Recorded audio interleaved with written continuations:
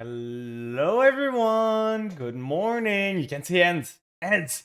You're gonna hear my voice is a bit rough right now. I lost my voice during the trip. We did some karaoke at one point, and I lost my voice completely. Like that day, we went to the arcade and karaoke afterwards, and it was rough, so rough, but it was so fun. So let me say hi to everyone once my mouse starts moving again. So thanks for the first serving, hey man. Welcome in, and thanks for the bunk folly and metallics. Welcome in, Lumi, to you. How was your trip, by the way, Folly? I know. Are you in Japan right now? I know you were falling there. You were flying there. So did you get there or did you not? But welcome in, hi Zeta. The con was super fun. Oh, you're there already. Nice, nice. Is Japan in the future or in the past? I don't remember. What time is it for you right now? It's 4 a.m. Go to sleep. Go to sleep. For the feature match, it's not this one, man. It's the one in the first weekend of November. Waiting for your stream. I'm working. No, you should sleep more. Thank you so much for the lurk, Ver. I hope you're doing good. I hope everything went good to get back home. Yeah, but I wasn't in Indianapolis. I'm going to the YCS in Richmond, Virginia. Not this one. I couldn't get featured. But you guys see, in that YCS, like Jeff is just a legend. He went 4-0 before losing 3 matches afterwards, but he went 4-0 with Exodia. You read your name as Fallen Oats, and I'm wondering what the oatmeal deal to the serve being fallen. Oh. Wait, Ver, were you there? You've met Folly, right? I'm pretty sure you were there. Like, I'm pretty sure you were there when we met Folly, Ver. Like, yeah, he was there, so you've met Folly too. I was just messing with people. Yeah, Jeff is a hero. Like, going 4-0 with Exodia in a YCS, it's crazy. But let me get some music in the background while we do that because it's really silent right now. So I'm gonna go with my old classic, my Nintendo Pokemon stuff. So let's put that lower. Then go to music here to capture it. Where is it? It's right here. Do do do do do do do do do do do. There we go. It is an unboxing stream. So the plan today is to open this box. I decided to... I learned Folly is really nice and can swallow mango. Oh god, Burr, why do you have to say it like that? You did great trying to swallow it? Stop, Burr, stop! Someone screen cap this and send it to Mango.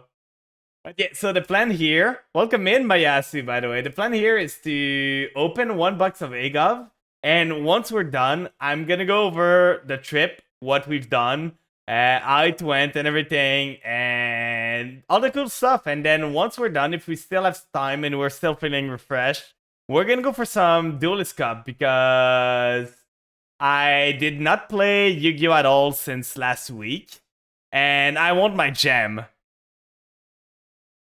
I feel like Metallics already did a nice snip, probably. So, out of this box, for those that don't know, I need to get Imsteady, Glory of Horus, and I need to get, like, the Aura stuff, mostly. I have some of the stuff that I'm looking for, but I need mostly the Aura stuff. So, we're gonna pray. The card I need 3 ofs is a secret rare, so at best, I'm expecting 1 of them. If we get 2 of them, I'm gonna be in heaven, but I'm expecting 1 of them. And I would be happy. If I get an SP, that's gonna be even better. Yeah, SP, it would be good. I don't need SP necessarily, but SP would be really good. Buy Bims though, sometimes to make it up. By the way, wait. While Folly's here, are you okay if I show them the drawing you did, Folly?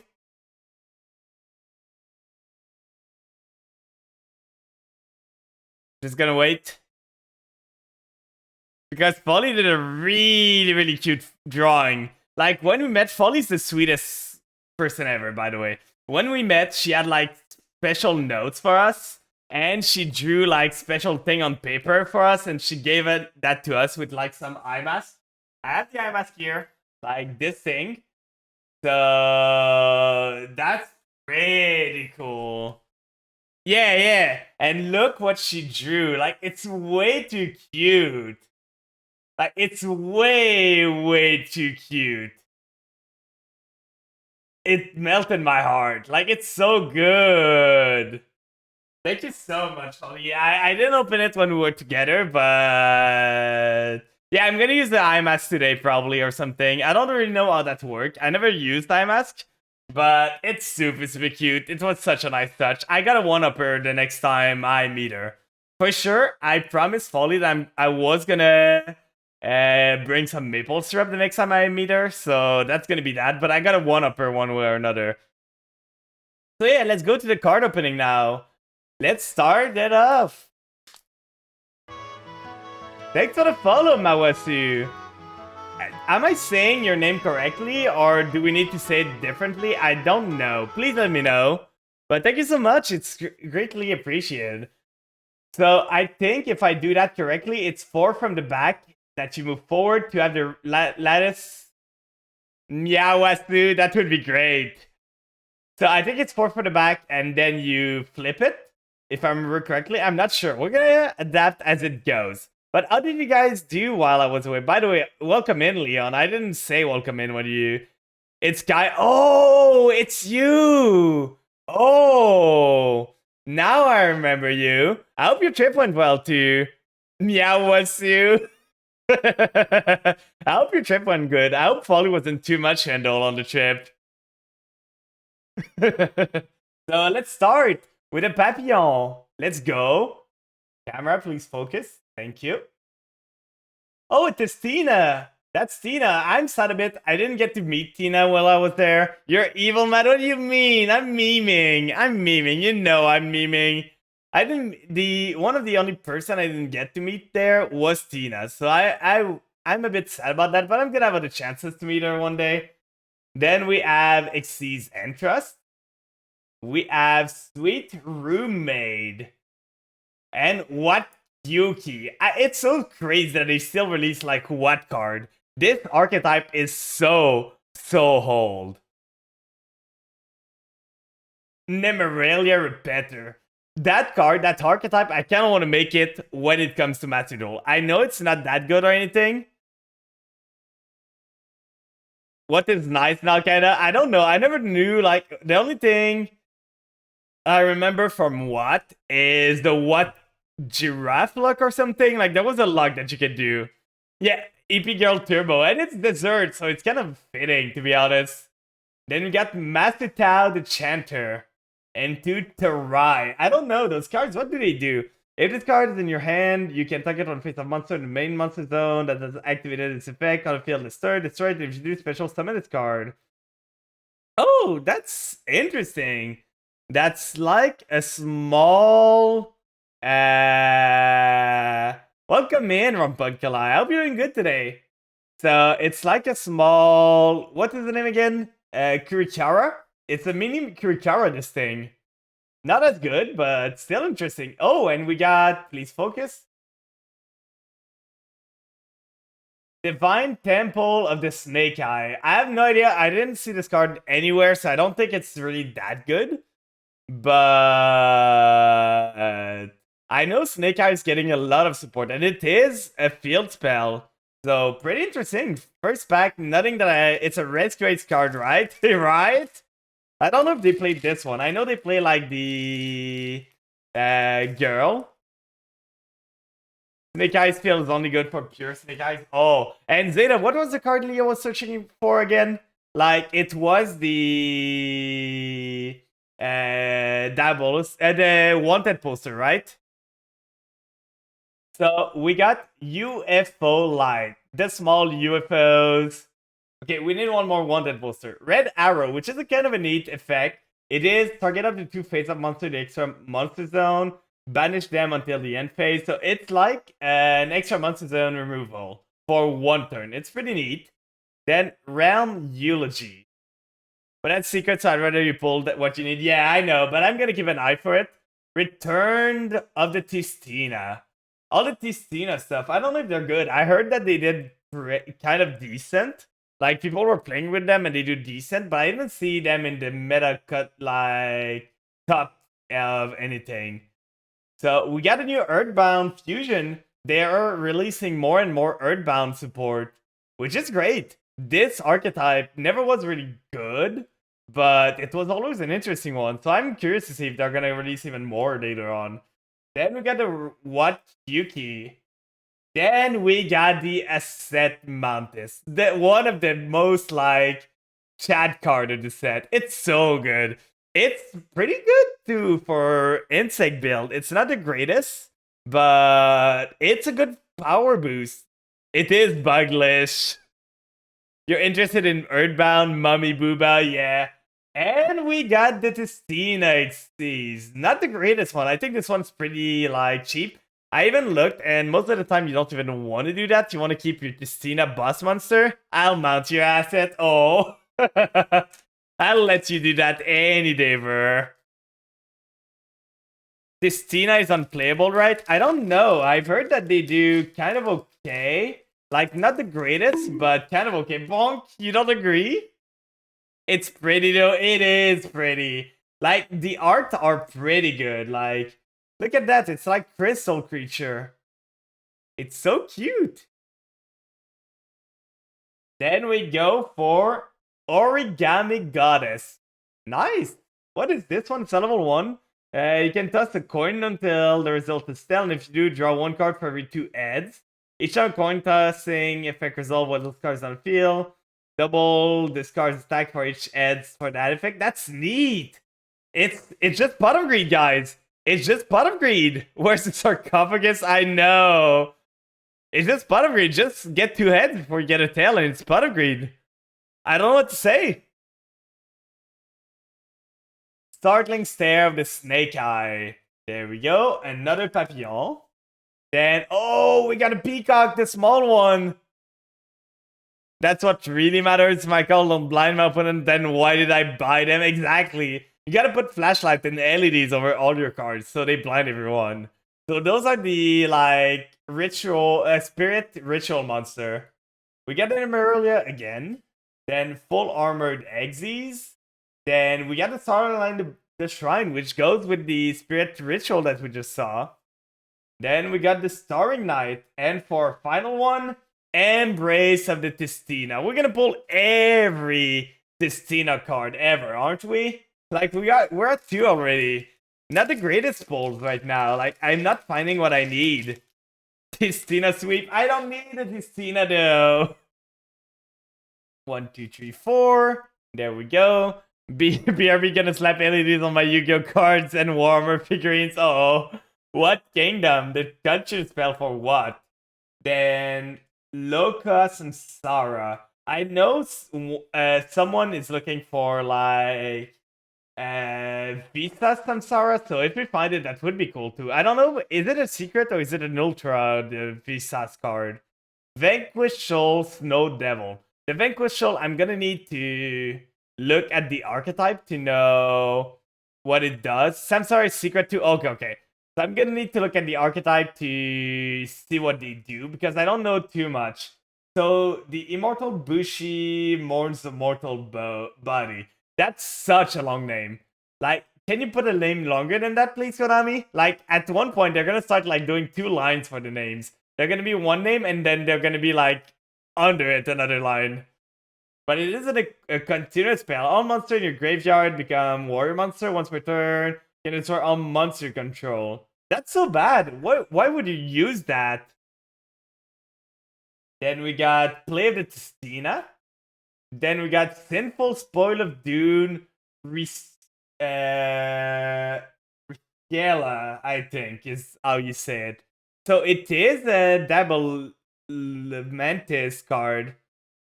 It is her on the artwork. Then we got a Pendulum, Supreme King Lightworm. Wasn't there a Dark Worm before? Is it a new one? Then we got the Master Tao the Chanter, and for our final card, oh, Snake Eye Oak. A really bad pull for the ultra rare slot right now. We didn't pull any secret right now, so we still have a chance for the other one. Flame Stream, yeah, it's a early Flame Stream hatchet because I took the day off to oh god. I took the day off to relax and readjust my clock and everything. And I went to the store to buy some Age of Overlord because I kind of planned to put my order today. So I wanted to do the poll early on, and then we're gonna do some like trip catch up, and then I'm gonna go for some Duelist Cup probably because we still need the gems from that. Thank you so much. I miss you all, by the way. So, Fallen of Ticina again. Oh, again! Dark World support. Dark World support. Let's put that on the side. Then we got Gaia Prominence, the Fierce Knight. The Fierce Force, sorry. It is a Gaia card. It has a lot of attack, but Gaia is not that great. IAS in my camera. Could you focus, please? Hello? Invasive alien species. Like my camera, I would need to work on the settings because I'm not that happy with the setting. Thanks for the look at it, by the way. So what Psychic Fighting Porter? Then we got the Miracle of the Supreme King. Oh, we got the other Peacock. The Shino Baron instead of the other one. So those are the small version. I know they have like level 8s or anything. Invasive, one of my favorite world. I know you would go for that. Numero Repeater, and for the final card, Fire Recovery. What is this one? They go to fire monster in the graveyard, send one card from your hand to the graveyard. If you do special summon the targeted monster. To get 1 or 2 of your that are banished on a field, shuffle them into the deck, then draw 1 card. That could be. Could this be okay in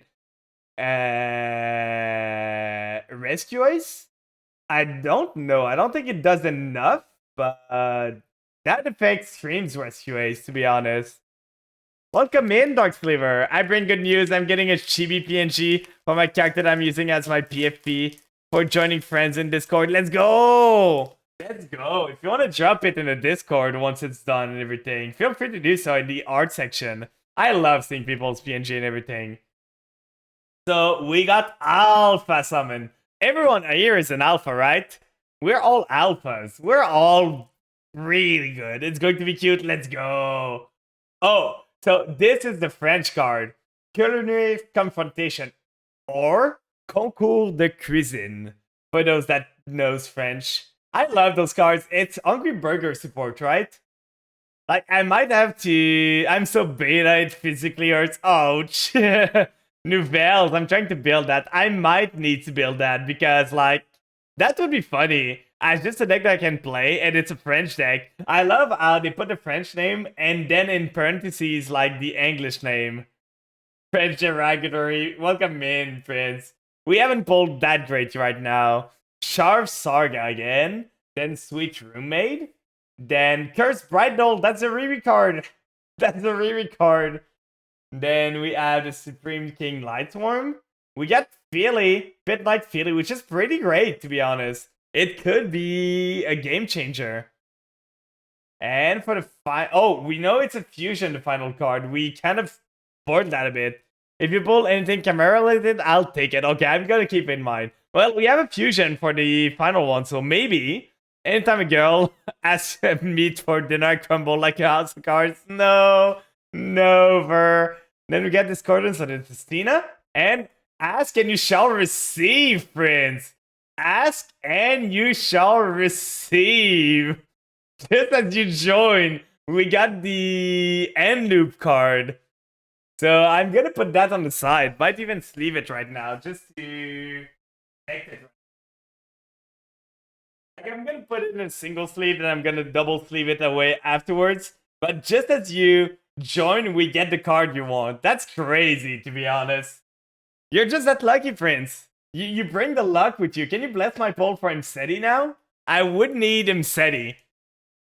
We haven't pulled any secret. That card's so sparkly. I'll hang it on my ceiling and as a makeshift disco ball.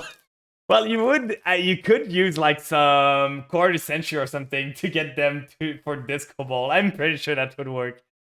So let's go for the rest. Ogdo Attic Daybreak, TG Close, Xyz Entros, like we use, Angelica's Angelic Ring. Is that? It's showing the giddy effect. Equip to monster control with an equipped card. What is the support for this? What does it come for?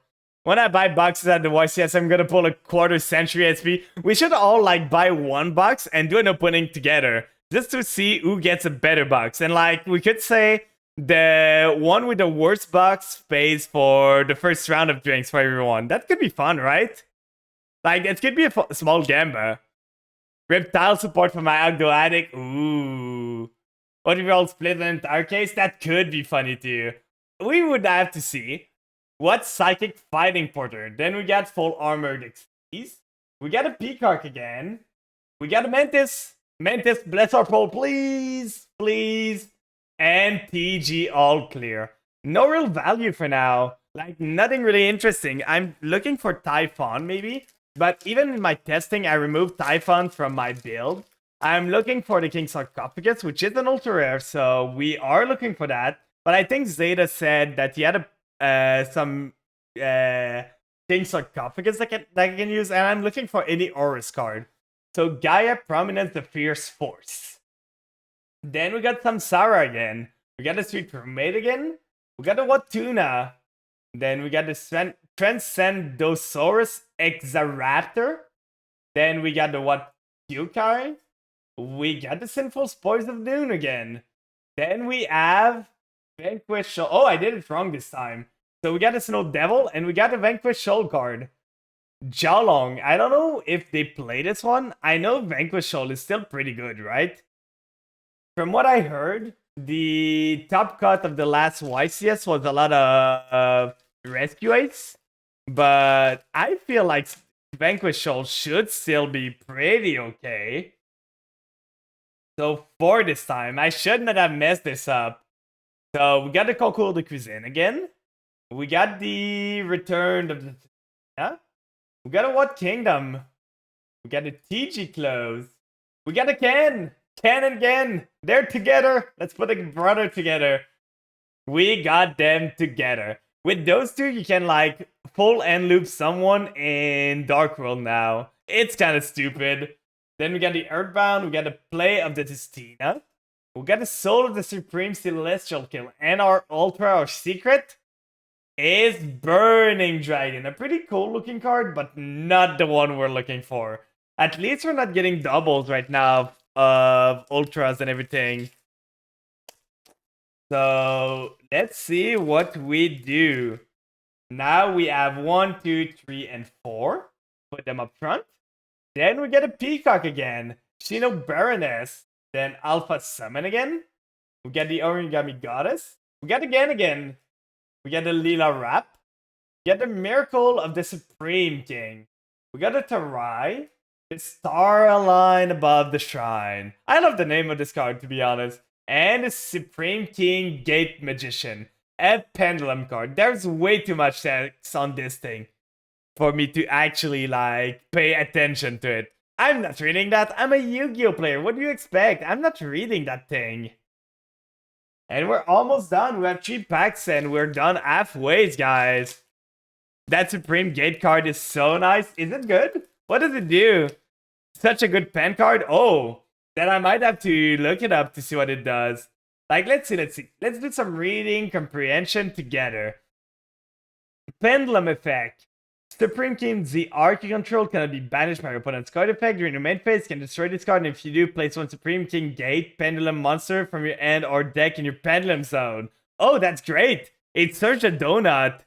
Thanks for the lurk, Ver. I play pen, so I get excited for new pen card. Have a good nap, Ver. But yeah, it plays a donut on the field, so you can get a scale 0 with this, or I think a scale like 12 or 13, right? If you have a Supreme King Gate card in your Pendulum zone, except this, you can send one Pendulum Dragon, XDs, synchro or fusion monster from your end or exit deck to the graveyard. If you do, special summon this card from your end. Okay, so basically that's pretty good. It's a pretty special from the end if you have a gate already. This card is special summon. You can add one card that mentions Supreme King Zearch. Oh yeah, that's great. It's like a search. It's a free special. And it searches you a scale. Yeah, it loads with mats too for the Zark. So we got the red arrow. We got a Papillon again. We got the Sharp Saga. We got the Exceeds Interest. We got the Pendulum Evolution. Another Pendulum support. Then we got the Massive Tau the Chanter. Scapegoat. That's such a cute effect. I love this card. This card is the cutest of all the set. Like, look at them. There's the token collector collecting the scapegoat like token, and then the other scapegoat just helping one escape the cage. It's just so cute. Create a scapegoat, yeah. What does it do? When your opponent's activate a card effect that targets a monster control except a token, get through the monster, special summon on its scapegoat token and defense position. If a non-token monster you control will be destroyed by card effect, you can destroy one token in your monster zone instead. I would have expected it to be different. Like, the effect doesn't really make sense, IMO. If it's to a scapegoat, it feels weird compared to what it was. Like, I would have guessed it would have been something for token to escape effect. But no, it's something to create token when a non-token is destroyed. So it's kind of weird. I didn't expect that. Then we got the Starring Knight. And for final card, oh, we got the Butler. I don't know how much this card's going for, but I know it's really, really good. So we got the Butler, not the secret we wanted. That's our first secret, but not the one we wanted. But maybe I can sell this one back. Not playing much, sadly. Aww, that's sad. I'm gonna sleeve it still because that is a secret. So that's pretty good. But kind of sad. We didn't want this one. We wanted another secret. Our pulls aren't great right now. Nothing we need has been pulled for as of yet. And we're almost half done with the box. So, Rem Eulogy. We got the Ugdo Attic again. Then we got the Fallen of the Tistina. Then we got the Card Scanner, which is a funny card. Not a good one, but a funny one. Then we got the Shino Baron again. We got a Leela Rap. White Girl Rap, as they say. Then we got the Miracle of the Supreme King. Oh, and I already saw a bit of this. Earthbound, Servantio Grimlina, and Wings of Light. I had hoped that it was the King Sarcophagus, but no, sadly. So again, we miss again. No King Sarcophagus as of yet. No Oris card at all. Like, none. We haven't seen a singular Oris card as of yet. And we missed on one of the secrets, so it's really unfortunate right now. At least you got the Chimera Fusion for Prince, but that's about it. UFO Light right here. We got the... Is it IAS for Invasive Alien Species? It is! It actually is! Then we got the long name. We got the starting Stare of the Sky. Then we got a Sinful Foil. We got the Pit Knight Philly. We got another can. And for our final... Oh, we have 2 cards left. So we got the Discordance of Testina. And for the final one, we got the Betrayal for the Sinful Spoil archetype. Not the one we wanted, but it is halfway done, guys. We're going to the second half now. Let's see if we can pick bad up. We got a bit behind in the first half, but let's see if we can pick up the pace in the second half. Welcome in, Kata. Yeah, I'm alive. My voice is a bit sore, but I thought my friend ate you. No, I was just gone in Vegas. So we have UFO Light here. How are you doing? Then we got the long name. We got the Origami Goddess. We got the Loca Samsara. The Starry Knight. Then we got what Tuna? We got the star line above the shrine. Thanks for the water. I got my water here. Water bottle. Drink some wawa. Yeah. I think I caught a bit of something when I was in Vegas. Like I used some some cough syrup or something just to help with my throat, but I think I might have caught something in Vegas. Not too bad. It's not COVID that I know of, but might have caught a small cold or something. My friend, she's mad with pudding. No, don't hate me. So we got a full armor Xyz and Exceed the Pendulum. Booba card. It's selling 3 for Pendulum. Pretty good. A lot of Pendulum cards that we pulled today. Pudding is like a religion. TCG nerf. I know they nerfed our boobas. Right? Right? How could they do this to us? We can handle it, Konami. Come on. What kingdom? Then we got Return of the Tistina. Then we got TG Close. Again, the French card. I love French today. Then Supreme King Dragon. Got a what Psychic. We are seeing a lot of doubles, so I'm going a bit faster now. Pendulum Evolution. Scapegoat again. And for the final card. Final card. Oh, let's go! We got one of them! We got Tebesnuef. I think that's how you say it. Like, it is a hard name to say. Protection of the Tebesnuef. I think. Not Imseti, but still a horse, so nice. Yeah. It is the first horse. I bought one of the horses while I was there because it was 50 cents. But that is another one. It's pretty good. Tebesnuef. Okay. I don't know if you say it like a bit faster or something. Tebesnuef. But it's pretty cool. We finally got one. So what I'm seeing is that all of the aura stuff is ultra rare and more, which is kind of annoying. We have the Apu already. We need the other secret one and Imseti mostly. So we got Gaia Prominence here. I'm gonna make another pile because my pile is getting big. So we got Angelica Ring again, the Shield Baron, Vanquish Shoal. We got a Cursed Bright Doll again. I'm curious what this do. When you draw this card, you can reveal its special summon this card. That's neat. At the start of each battle phase, if there are more cards in your deck than your opponents, this card's gain attack equal to the difference times 300 until the end of this turn. Once per turn during the end phase, this card's in the graveyard because it's stand there this turn, place this card on top of the deck. Oh, that's neat! It's like it specials itself when you draw it, then it reputs itself on top of the deck. So it respecials itself at the next turn. That's pretty neat, to be honest. Then we got a Mantis again. Then we got a Play of the Tistina. Then we got Transcendosaurus. And for the final card, we got an Ogdo Addict card. It's for you, Leon. It's your card. Come on, King Sark. I really need it. For now, we pulled a singular card we were looking for. One. Only one in a full box. Like, there's so many secrets we need. We need King Sark times 3. We need every single Oris card. We need, like, Typhon. So, come on. Realm Eulogy here. Then we got Card Scanner. We got Ogdoadic Daybreak. We got Chump Saga. Then we got Soul of the Supreme Celestial King. What a name. Then we got Star Knight. We got Star Line Above the Shrine. Scapegoat. And I think this is our final. This is going to be our Ultra secret. So let's see. Another Chimera thing. I don't know if you need 2 of them, friends, but I got 2. I got 2 of these. Let's put it away. And go again. It's a pretty good card. Like, I have most of the branded stuff, so maybe I'll be able to branded Chimera at one point.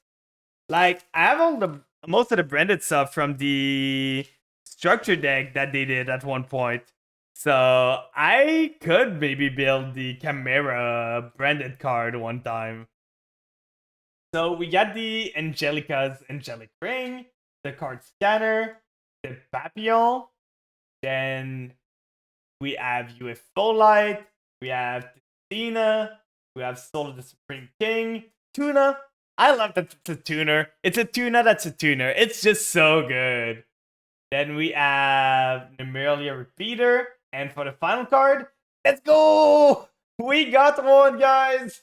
We got one. We need triple of these. It's for those that don't know what this card does. So, this is a continuous spell, which is Aura's monster control can be destroyed by card effect that do not target them, which is pretty good, but that's not the main effect you want for. You can send one card from your hand to the graveyard, send one Aura's monster from your deck to the graveyard. So basically, you foolish an Aura's by sending a card from your hand to the grave. And you can only use this effect up to 4 times this turn, per turn. And if a Norse monster battles another monster, you can decide to send the monster to the grave instead of doing the battle phase. So that's pretty good. But the main effect is that if this card is on the field and you have a Norse in the grave, you can resummon the Aura's. Each Aura's can resummon themselves once per turn that way. And it does not start a chain, it plays around like Dweller and everything, so it's great. It's really great. It's a rank 8 spam. And the Aura's cards are pretty good too. Like, they're nothing to scoff at. Yesterday I was scrimming with Zeta and the others, and Zeta drew like 5 cards from one of the Aura's resolving, and then he added back 2 cards to his hand. Like, it was stupid. So stupid. What kingdom? Then we have Sharp Saga. We have the Sweet Roommate. We have Loka Samsara. The Massive Tau. Then Pit Knight Feeling. Full Armored Xyz. Supreme King Lightworm. And I think it's a final one. Plus 7 of a pop. Yeah, it was so crazy. And we got the Synchro Rumble. What does it do? Is it a red resonator support? Target 1 tuner or 1 level 7 or a dragon synchro monster in your graveyard. Special summoned in defense. Also, you cannot special summon from the extra deck except synchro. Okay, so it locks you in synchro. If a level 7 or 8 dragon synchro comes some dragon you control will be destroyed by battle. Okay, so it's a battle protection. It's a card effect or battle protection, and it is a revive, which is neat. I don't know if it does enough, but maybe in Red Resonator build it could come up. But I think Red Resonator build go more for the Red Dragon Art Fiend Abyss, I think, like the one that prevents you from playing cards at all. So we got the Concours de Cuisine, Resonate these. Then we got the Red Arrows, we got the Alpha Summon, we got the Eccentrus, we got the Pendulum Evolution, then we have the Lila Rep, we have the What Kyukai, then Miracle of the Supreme King, and for the final one, TG Mighty Striker, the most disappointing thing we can get. Calamity Lock, yeah, that's the one. Calamity is such an annoying card. Like, I hate that card. Just, oh, you cannot play the game anymore. Have fun. I think it was meant first to, like, shield you in your own turn. But now it's being used to prevent your opponent from playing the game at all. So we got the Alien Species again. We got the Vanquish Shoal. Realm Eulogy. Then we got the Long Name. We got the Mantis. We got the What Psychic. The Transcendosaurus. And for the final... Oh, I already saw it.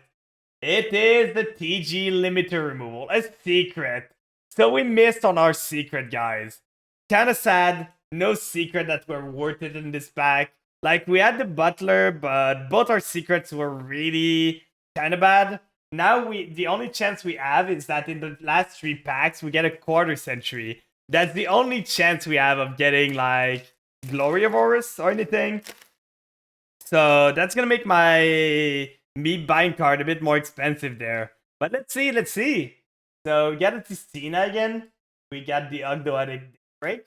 We got the Starring Eye of the Snake Eye. Origami Goddess. The Sinful Spoil of Doom. Then we got another Can again. Then Tarai. And the Rep. And Realm Eulogy. Not something I was looking for. Really not the greatest pack, to be honest. I'm kind of happy I only went for $1. Because if I went for $2 and both of these were this bad, I would have been sad. Like, this deck has so many good cards. And we pulled like almost every single bad one. which is so bad. Card scanner, then the ring again, the UFO, the red arrow, the Watuna, Curse Bright Doll, the can again, Transcendosaurus, and finally, at least we pulled the Typhon. At least we got the Typhon, the evil Zeus. Just tourists is pretty bad. It is. Like, we only got, keep in mind, we only got 2 Oris card out of the ultra rare we got. So Typhon is pretty good. I still don't, not sure if I'm gonna play it in my deck because there's stuff that are a bit better, I feel.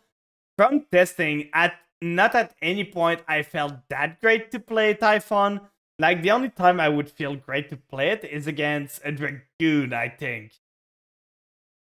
So, Realm Eulogy, then Return of the Testina, When She Tie on My Phone, Origami Goddess, then Staring Eye of the Snake Eye.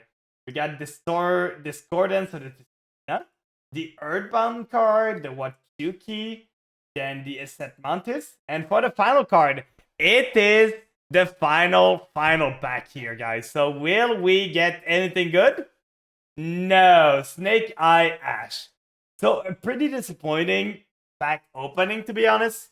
Like, not the greatest. We found about a quarter at best of what I needed, and not even.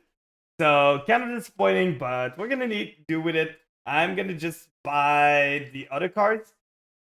I don't remember, Zeta. How many King Sarcophagus did you pull? Like, did you have many? Because I got 1, but if you don't have more, I'm probably gonna need to buy 2 more of the King Sarcophagus.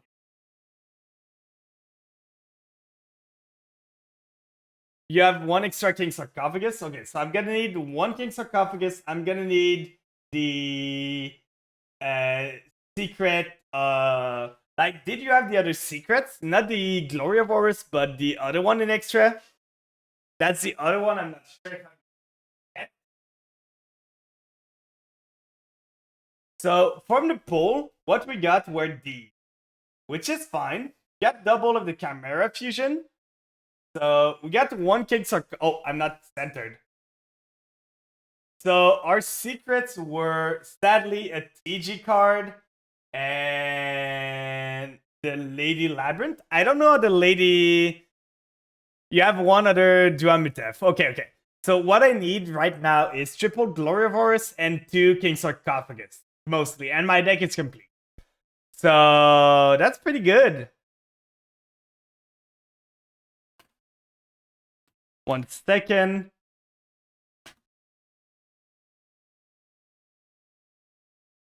I'm just writing something. But pretty disappointing pulls, to be honest. I expected at least 1 Imsteady, or just like to have 2 King Sarcophagus. But it does not always pans out how you want. But now we're gonna move on to talking about like the chip that we just did.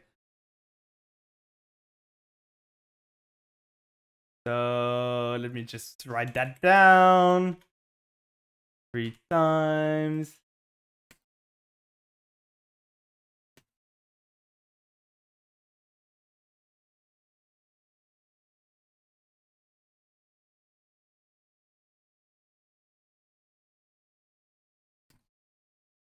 One second.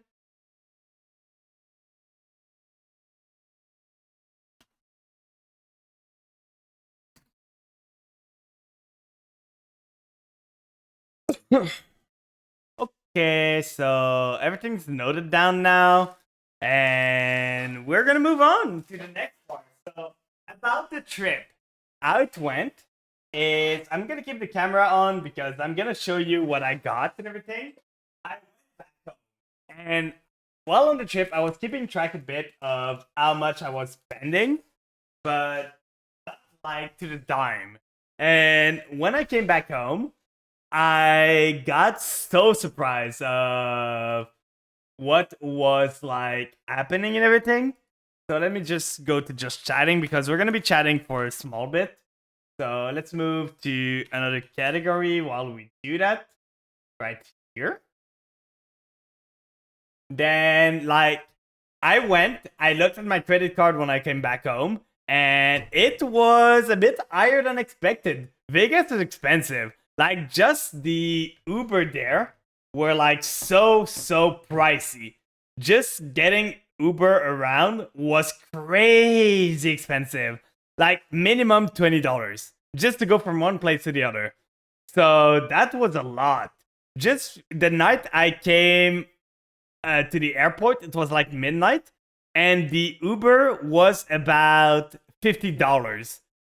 So it's stupid. It costed so much, but we needed to do with it. So we tried to do as little like trip as we could, like get stuff that were at the same space as everything, just to make sure that we weren't moving too much and wasting our money there.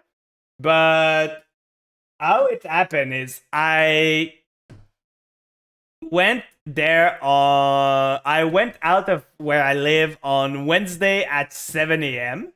with a plane. I landed at like 10 a.m. or 9 a.m. in Vancouver. But you got to keep in mind that Vancouver is 3 hours behind where I came from. So it was a 4-hour trip, about or 3 hours. I don't remember, but I almost came there at the same time that I left. And I had a 10-hour like layover there. So I was in the mind that I'm gonna go outside. They have a good like train thing there, so I could just move around and explore. But the problem is, that day it decided to rain the whole day. And not just a small rain, like not just some drizzle. It was raining.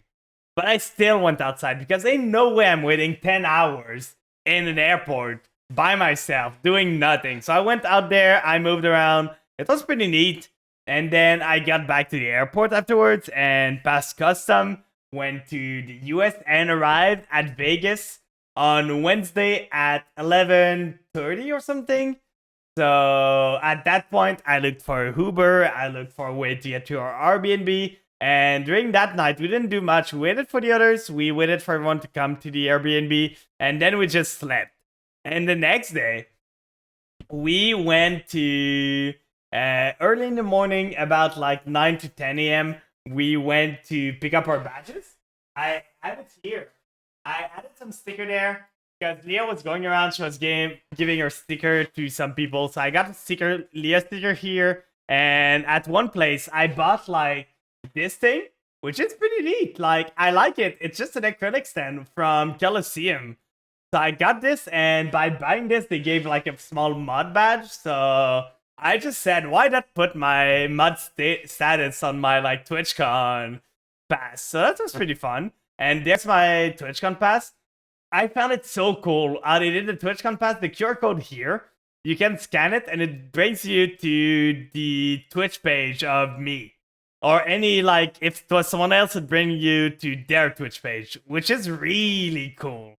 Like, it's really nice that they did it that way. But this was the TwitchCon pass. That's how I got around. I went to the con on Friday, and I went there on Sunday too.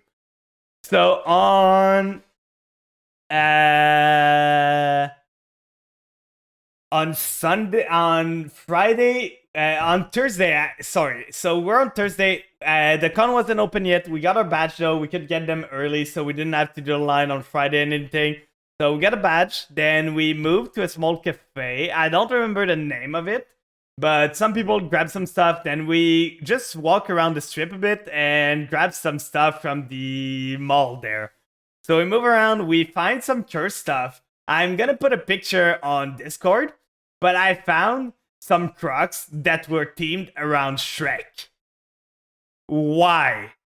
Why? Like, they had the ears, the nose, and everything. Like, it was something. It was something for sure. But let me just, one sec, I'm gonna go grab something in the other.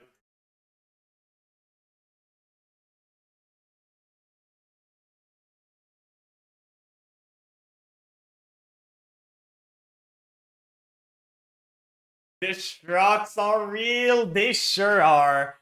And on that day too, I bought myself a small friend. He's sus. He's sus and so cute. So I found in the store an Amogus plushie. I was like, ain't no way I'm not buying this. Like, it was way too tempting to buy this. So I got a small Amogus plushie. I don't usually have plushies, but that's so neat. Like, I loved it at first sight, and I needed one. So that's the first purchase that I really did there. But on that day, you are gonna be disappointed in me. Like, our food that we ate that day was so bad. So we started the morning with some donuts for breakfast. Then afterwards, focus please. Hello? Hello? Focus. It's so focused like up close now. I don't know why. Okay, it's focused back down now. So the we went to like donut in the morning, then we walked around. I did not get anything with the cafe. I probably should have gotten something, but I did not buy anything to eat there because nothing was really speaking to me. Then we went to a Hello Kitty like store and bought some ice cream. It was like in a waffle, an Hello Kitty waffle with some ice cream on top. It was pretty good, but still, no meal has been eaten completely there. Like, I remind you, it's a donut and an ice cream. That's what I had. And at that time, it was like 3 p.m.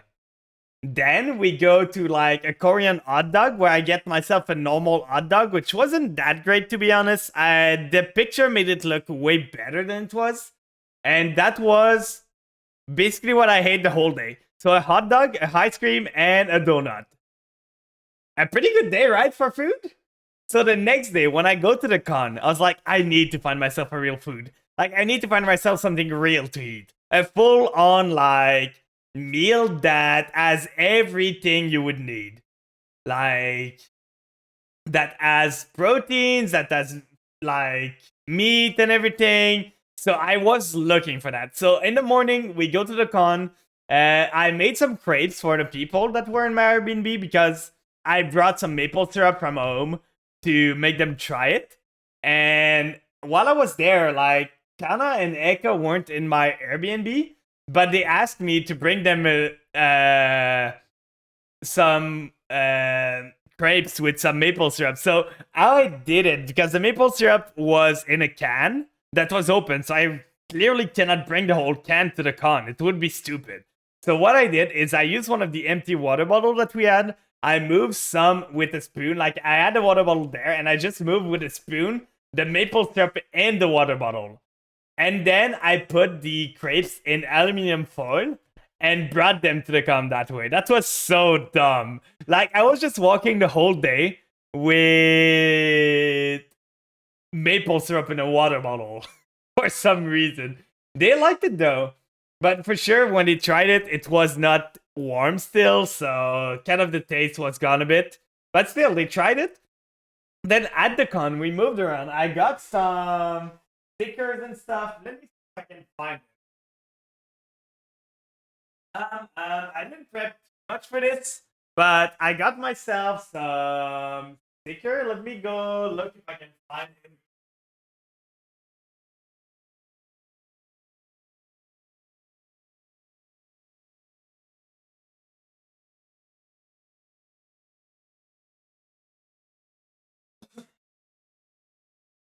Okay, I'm back. I'm back.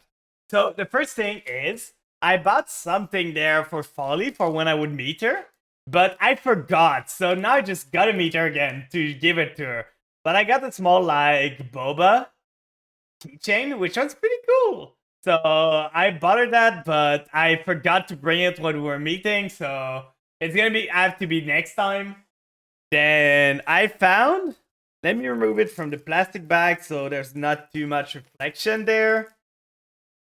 But I found some cute like stickers around. So this I could not like stop myself from getting. It was just too cute. Like, you see the small one here? I'm your biggest fan. Like, that was just that spoke. I needed to get that. That was just way too cute. And it's all like all puns. Let's get romantic. You're one in a melon. I'm so into you. I like you very muchy. Can you be my ube? The perfect matcha. Like, it's just so cute little puns about food. So I needed to get this one. Other than that, Kana bought a sticker and brought it to me. And it was the funniest thing ever. Croissant, oui, oui. Croissant. I love it so much. I'm probably gonna put it somewhere on my PC or something, but it's so good. It is so good. So that's another one. And then I got the like Twitch affiliate rewards. So those are like keycaps that you can get for Twitch affiliate. So that's pretty cool. I don't think I'm gonna put them on my PC, but they're still nice. If I ever get another keyboard, like maybe I'm gonna switch them up.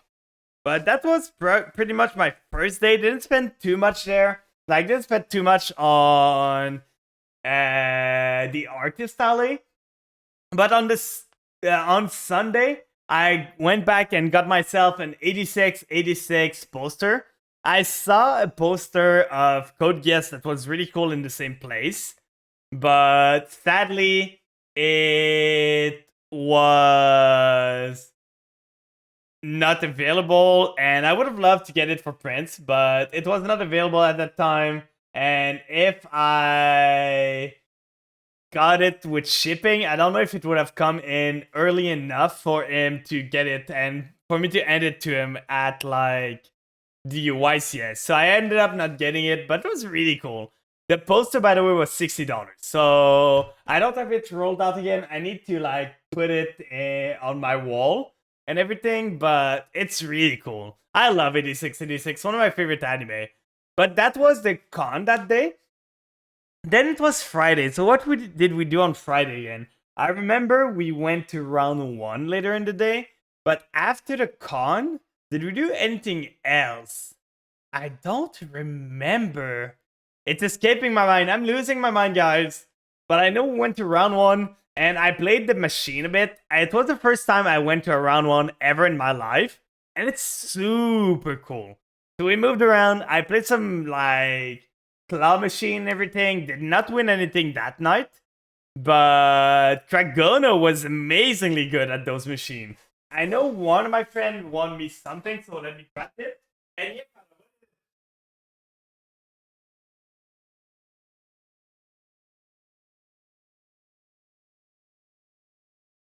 yeah, I'm there. What is it? So one of my friend that was there won something, but he didn't think that was this. So they won an ace figurine, and they just gave it to me because they didn't need it. But it's so cool. I should not be muted. I see my mic going up. So, but yeah, I'm there. I pressed M. Oh. It happens. It happens to me sometime too. But yeah, so they got me an ace figurine. Rest in peace, my boy. But it's so cool. Like, I love it. So I just have it around on my spot. But that was the first thing, like, I got there. So, pretty nice stuff. I miss you. I miss you too, Jam. It was so fun. We're gonna meet again one day. Like, we're gonna meet again for sure. I'm planning to stream, but I don't know what to stream. So pick a number 1 to 5. I'm gonna say 4. I'm gonna say 4. How was your trip back, by the way, Jam? Like, how did it go? Did you have a good time? I'm talking about the trip right now. I did some polls. The polls weren't that great. As you can see, we pulled one Aura stuff, but we got a Typhon at least. We got 1 King Sarcophagus. We got 2 of the Chimera Fusion and 1 Horus card, but these secrets were really bad. So, kind of annoyed. Oh, modded Risk of Rain 2. That's really good. It's been a while since I played Risk of Rain. I hope you have fun. I got sick yesterday, so we kind of feel bled today, but hopefully feel better before stream. I took some, like, cough drop syrup today because I felt my throat, like I sniffle a bit. It's probably just a cold, and probably my cold vaccine, like my flu vaccine, is helping fight it off. But I think I caught something when I came back. For those that don't know, I came back from a place with almost zero humidity and like 95 Fahrenheit or 30 degrees Celsius to a place that was like 70% humidity and it was like 9 Celsius or like 50 Fahrenheit. So the temperature dropped by half and the humidity went up like crazy. I took a little cold plus the mix of experiencing 3 different weather in one day. That's completely fair. But yeah, so it's gonna probably go away pretty soon. But that was pretty big. But I miss. That's one of the things. Like Vegas is fun and all, but I could never leave there. I could never. I know myself. I would not be happy living in Vegas because the thing is, the air is too dry. Like the first thing I did when I came home is buy myself another stick of this because my lips were getting drier than the dessert, like drier than everything. And I need my humidity in the air. It felt so good getting back to Quebec, just so that there was like humidity in the air. And the fresh air, I love my fresh air. So that's so different. Like one of the big things that I found different is the sidewalk. The sidewalk in Vegas is mostly rocks and some trees from time to time, while here the sidewalk is just grass. Grass everywhere. That felt so different. Welcome in, Michael. I'm doing good. I'm back from my trip, so we're talking about it. We're talking about like what we won, what happened, and everything. One Friday now, so not too far away. Corker asked me how Vegas was. I was like, it itself kind of made, but hanging with everyone was amazing. I feel the same. Like Vegas, everyone when they speak about Vegas say like, oh, it's crazy, the city is amazing and everything.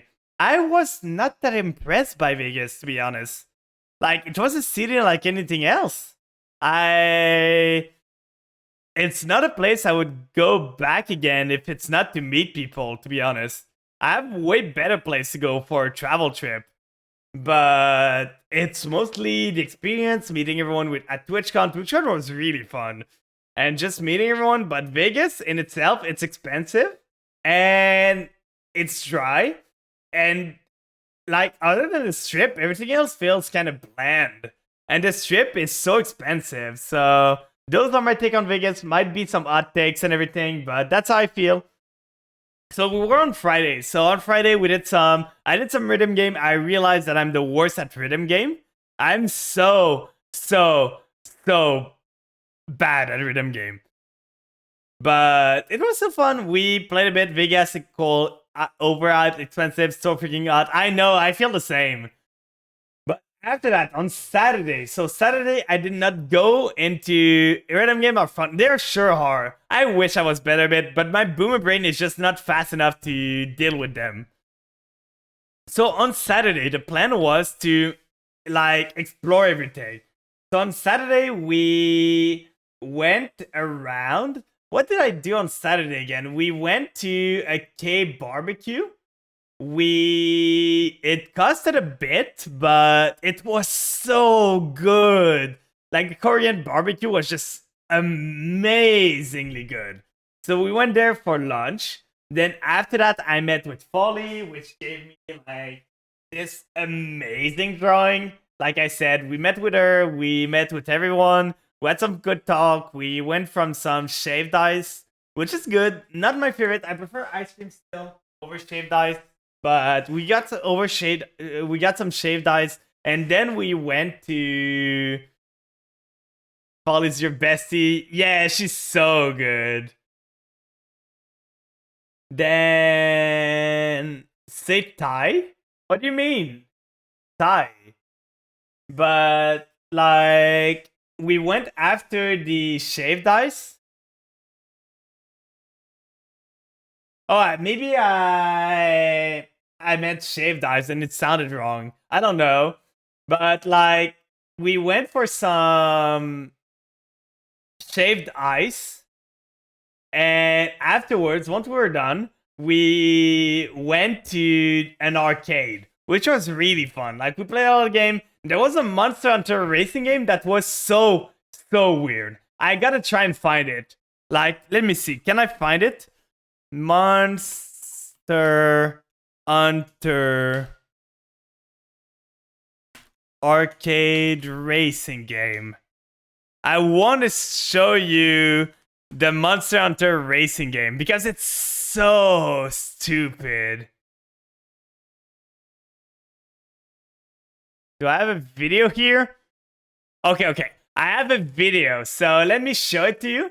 I'm gonna pause the music real quick, and we are gonna see if we can just show it to you. I think it's called Bingsu or something. Very interesting version of Shaved Ice. Yeah, it was pretty good. Not my favorite, to be honest, but it was pretty interesting. So if we have the browser here, will it show? Now we want to go this. So you see the game here, right? Like, you see the Poogies at the bottom. Let me undo this, do this instead. So you see how you grab the Poogie. Welcome in, so fancy. The strawberry cheesecake one slap. Do you like Nutella cookies they had? Was so good though. But you see how you control the Poogie is a controller. And look how they use it. Like, look! What is this movement? You're just shaking the Poogie around. Like, it's so weird. It felt so wrong. It felt so wrong. Let me get another picture of it. Like, let me see. Can I get... Okay, I think... Like, I played this game. This game was super fun. This one here, like the Dango one, was super fun. This is one of the only rhythm games that I can actually play. This is a game I would play over and over. It is so fun. Yeah, that was a Monster Hunter racing game. You stayed away because it looks like... It's so tiring, to be honest. It was so good, this one. But let me see. I want to see someone playing more. Like, look! Look, you just shake it. You shake it around. And you... Like, look, it looks so weird. It looks so weird to control. Because, like, you move left and right like that, and you shake it to move forward. So that's just jump, the button on the back, and then you just, like, shake it. It's so weird. But it's actually pretty fun. So, like, you see how you control it and everything. It's so sus. But that was one of the games we made. We did the Taiko one, the Bongo one that they add, and we tried a big like we tried a massive like air hockey game that after you did like 3 goals, they sent 20 like small air hockey on the table. It was hectic, but so fun. We had a lot of fun there, and afterwards we compared like strength. We did like the punching bag, you know, the arcade that is a punching bag. It was pretty fun. I was in the average, I think. I hit 800. My biggest one was 800 of strength. I know Jam was a bit higher than me at 815 or something. And another guy was like 805. But that was still pretty fun. We had a lot of fun there. And then we played some Smash. We went for some boba. And I was starting to lose my voice at that point. I tried another rhythm game, which was pretty cool. Like, it's the rhythm game, I don't remember the name, but it's like, it's not Dance Dance Revolution. You know Dance Dance Revolution, that's like the arrow? But this one, it's like just an LED like mat on the ground, and you get, like, it's only left and right. There's no forward or anything, but you gotta slide on the mat and everything, and they keep your feet. Like, they have like sensors all over the mat to know if you jump, know if you crouch, and know if you slide your feet. So it was pretty fun. And we did a game of Twister too. They had like a Twister arcade game there, which was pretty neat. So we did that. Then we, like I said to the others, I want to try boba. I'm still not convinced about boba. It's fine, but it's not something I would necessarily pay for. Like, it was fine, but it's mostly not my favorite thing ever. And after that, we went to a sushi place. And the sushi place was something. They had the weirdest name. So, in the sushi place, they had a thing called, like, Menhor, which was one of the sushi you could get. They had other sushi. I don't remember. Do you remember, Crazy Jam, the name of the sushi? Like, they had a sushi named Baby One More Time and stuff like that. But it was so good. I think the Baby One More Time was my favorite. It was so, so good. And speaking of sushi, we got sushi on Friday too. Now I remember. We went with like Kana's group to the sushi place, and they had a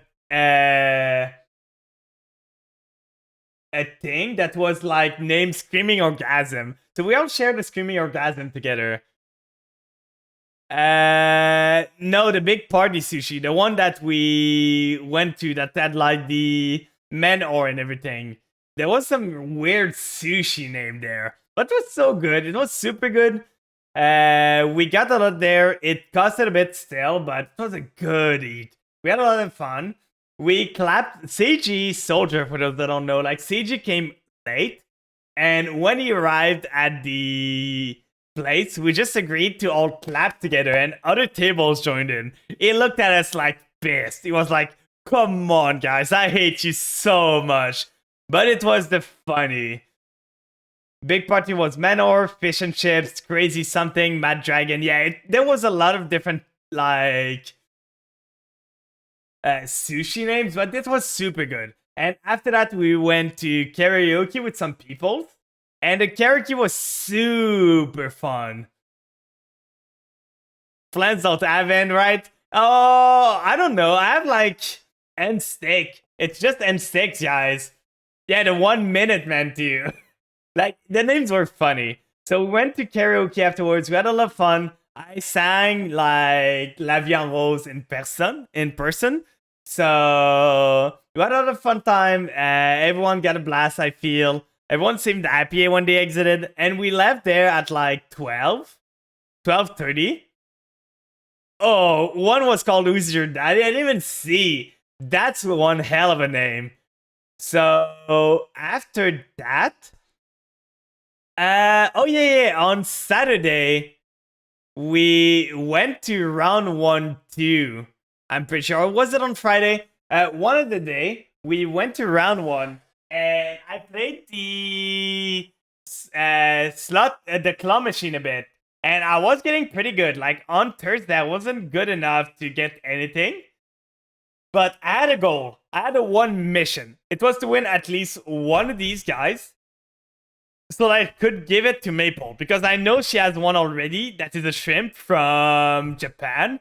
And when I saw it, I could not. It's Shrimpy-kun. It's Shrimpy-kun. So it's like a bunny or something, but it's so big. Like, look at my hand in comparison. It's so, so big. But I made myself a goal. On Friday, I would get this guy. So I tried it. When I came back on Friday to round 1, I tried to get him, and I got him in like 4 tries. I was getting really good at this. So I got him really quick. Then I was happy. I was like, I'm going to give him to Maple. It's going to be fine. She's going to have like a Shrimpy-chan and a Shrimpy-kun, and that's going to be pretty fun. But then I was with Kragono, and he said, what if you got another one? And I said, okay, I'm going to try. Then I played one more time, and I did it one shot. So I had 2 of these guys. I had 2 of them. So it ended up I gave one to Maple, and I just brought one back to home. So that was really cool. Like, I got the other one in one go. That was crazy. But that was basically the round 1 earning I got. Still pretty good time. Like, I loved the claw machine. Those were really fun. And after that, on Saturday, after the karaoke, we went straight back to the Airbnb. We played a bit of the watermelon game, the Psycho game, and it's really fun. Like, the watermelon is so addictive. And I think right now it's like, yeah, the Suica game is so addictive. And I think now you can buy it in the English store. So you can buy it normally. So that's pretty great. And other than that, on Sunday, like, our Airbnb, we needed to check out. We needed to check out by 10 a.m. So we made sure everyone was checked out, but I was leaving only at 11 p.m. that day. So what I did was go to like Riri, Kana, Eka, and Ver's hotel room, drop my stuff, and stay with them for the day. So we went to the con a bit in the morning with Riri because she didn't have time to go to the artist alley. I got myself a poster, a pretty big one of 8686 that I'm gonna need to like put on my wall. Then I got my set. Then we moved around, got some stuff. Looked around TwitchCon because that was the final day of TwitchCon anyway. So we moved around, talked to people, found some pretty fun stuff. It was really interesting. Like, one thing that I found is that Mix It Up. You know, the thing that makes like special redeem on thing. Right now, it's something that I need to open all the time. But they are coming out with the cloud-based version. And I signed myself up for the alpha, so when the alpha comes out, I'm gonna be able to test it out. So it's gonna be cloud-based. It's gonna be able to be, you are gonna be able to like give access to your mod. So maybe, man, I'm gonna be able to give you access to this, so you can change the redeem or something, enable redeem, disable them if something happens. Like, for sure, we're gonna need to make sure that the redeems are fine. Like, we don't want to add any kind of redeem there, but you want a mustache redeem? Well, I need to do stuff on my hand for that. And it's probably going to come for the other model. I got some news, by the way. The model's coming quite nicely. So, when I get a model, I want to not do it right away because I kind of want to do a big reveal together. So, when I get a model, I'm going to commission some emotes with it. I'm going to commission some animated emote. I'm gonna do a full like debut for the model. I'm gonna do some lore too of how the Flame came into life and everything. So I want to make it big. Like, this one, I started right away because it was just like the first. Do some animated video. I could try, but I'm gonna try something. My goal is probably to get it done by our 1-year anniversary. Nah, don't take your time. We demand your content immediately. But I would like to get it done, like, at least till the 1 year, which was in December. So that would be my hope for it. We're gonna see if it works out or not, but we're gonna try to do something. At the 1 year, we're for sure gonna do something special. But for now, I'm gonna look to get at least everything set. So I know we unlock a lot of emote slots. We are gonna have a lot more animated emotes too. Because apparently they're doubling the amount of animated emotes you can get. So right now we have 4 slots for animated emote. So if it's real what they say, we are gonna get 8. That's gonna be so many emotes I'm gonna have to commission. So if you guys have any idea, drop them in the Discord or anything. I have a plan for an animated emote, which would be to like the flan being eaten. Like, you know, you've got the flan and it's like one bite, and all the flan's gone completely. Like, that would be one of the emote. You're gonna get hate. Oh no. Welcome in, Eka. Yeah, by the way, like, they started. I got a nickname in Vegas, which is Macaron. So if you guys want to use it, I'm completely fine with it. Twitch new CEO is making some cool moves, to be honest. Yeah, it is. You know, double animated emotes, the new. Yeah, like, they added so many things. And I think they just allowed simul streaming too. Yeah, like, you can stream with other peoples and everything. And they added something pretty fun to the VTube Studio too. You can now like drag PNGs into VTube Studio instead of like having to import them and dragging them afterwards. You can just straight up drag the PNG and it should work. I haven't tried it out yet, but there was a lot of stuff happening at TwitchCon. But there's so much good thing. On the Insta and TikTok, ooh. But yeah, I'm pretty interested in, like, I might try to do some YouTube streaming at one point, like simulcast. I don't know if it's gonna be available or anything, but I'm keeping in mind, I'm gonna see. I'm not that interested. I want to do some edited video, but I just don't have time right now. I want to learn. I want to learn to edit video and everything. So I'm gonna learn. I'm gonna do my best to learn, but it's gonna come after the YCS for sure. And we're gonna try to get some YouTube. So probably the current YouTube, like I disabled the update for the YouTube videos coming out. So I'm probably gonna turn the YouTube channel right now into the main YouTube channel. And I'm gonna make another channel for the VOD channel so that you guys don't get pinged for every time a VOD get published. But those that wants to keep in touch with when I post an edited video, they're gonna be able to. But for now, I just disabled the VOD like channel notification because I didn't feel like VOD is mostly for archiving for myself. If I ever want to go back and grab some footage or anything, I have it on YouTube. It's easy to get. And if people want ever to go back and see what happened in the past or just do like an old school of going back in time, it's gonna be fun. So I tried to keep every single VOD there. But I'm gonna create a special VOD channel that I'm just gonna dump there. Low effort, no. I kind of like now, I just copy the Twitch like channel title and then post it there. But other than that, I'm gonna go for some editing, and there's a lot happening with Twitch. So we're gonna play around, we're gonna see what happens later on. And on Sunday, so we were talking about Sunday. So on Sunday, we went to the con. After that, we went back to the hotel. We got some donuts again. Then we went to get a snack.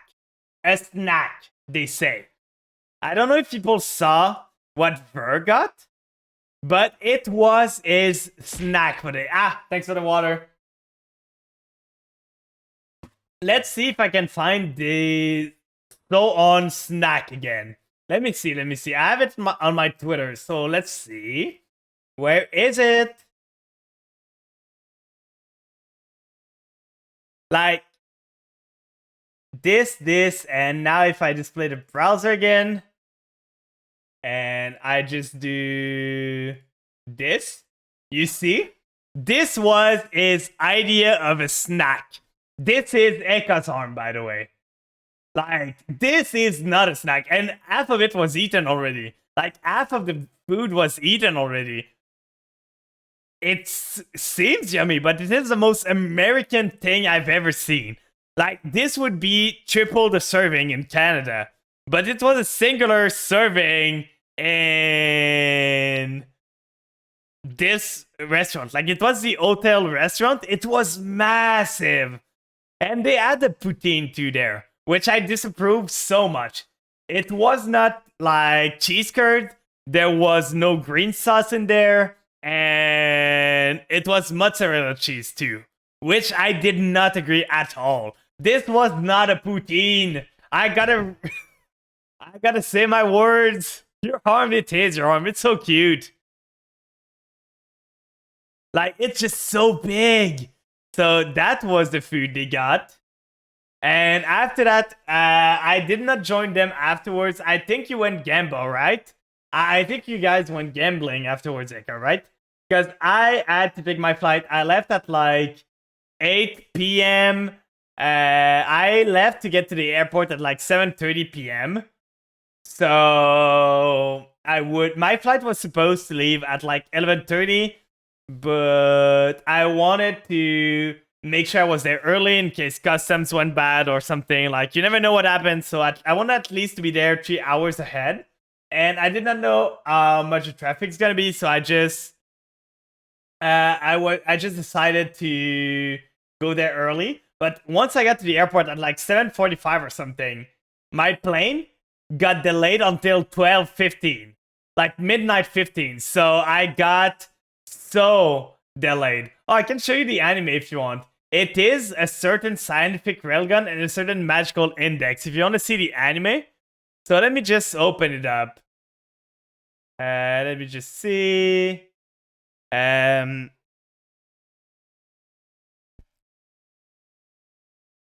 Like, it is. I'm gonna reopen the browser.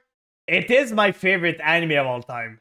It is my favorite anime. I started doing a watch along at one point, but I kind of stopped because time was short and I didn't know if people actually cared to watch it, but I might restart it. If you guys say you want to watch it again, like, we watched some episode, we're on episode 6 or something, but it is my favorite anime of all time. Like, it is by far my favorite show, and there's no question asked. I have all the light novel of the first series, I still need to read them.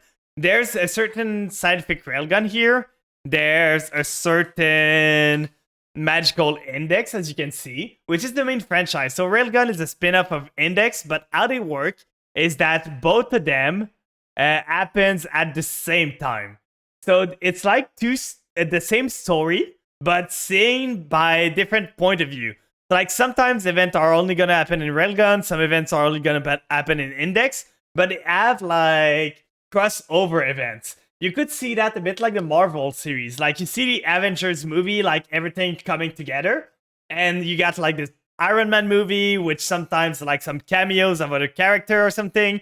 So that's the same. Like, in some index chapter, you're gonna see like Railgun appear or Accelerator appear, but in some Railgun chapter, you're gonna see Toma appear, which is the main character of this. And some events are so big that they are appearing in both of them, but they don't appear from the same point of view. Like, most of the events are gonna be in this one from the Misaka girl, you know, the one like with the brown hair on the left here. And most of them are gonna be seen from the black-haired spiky guy in Index.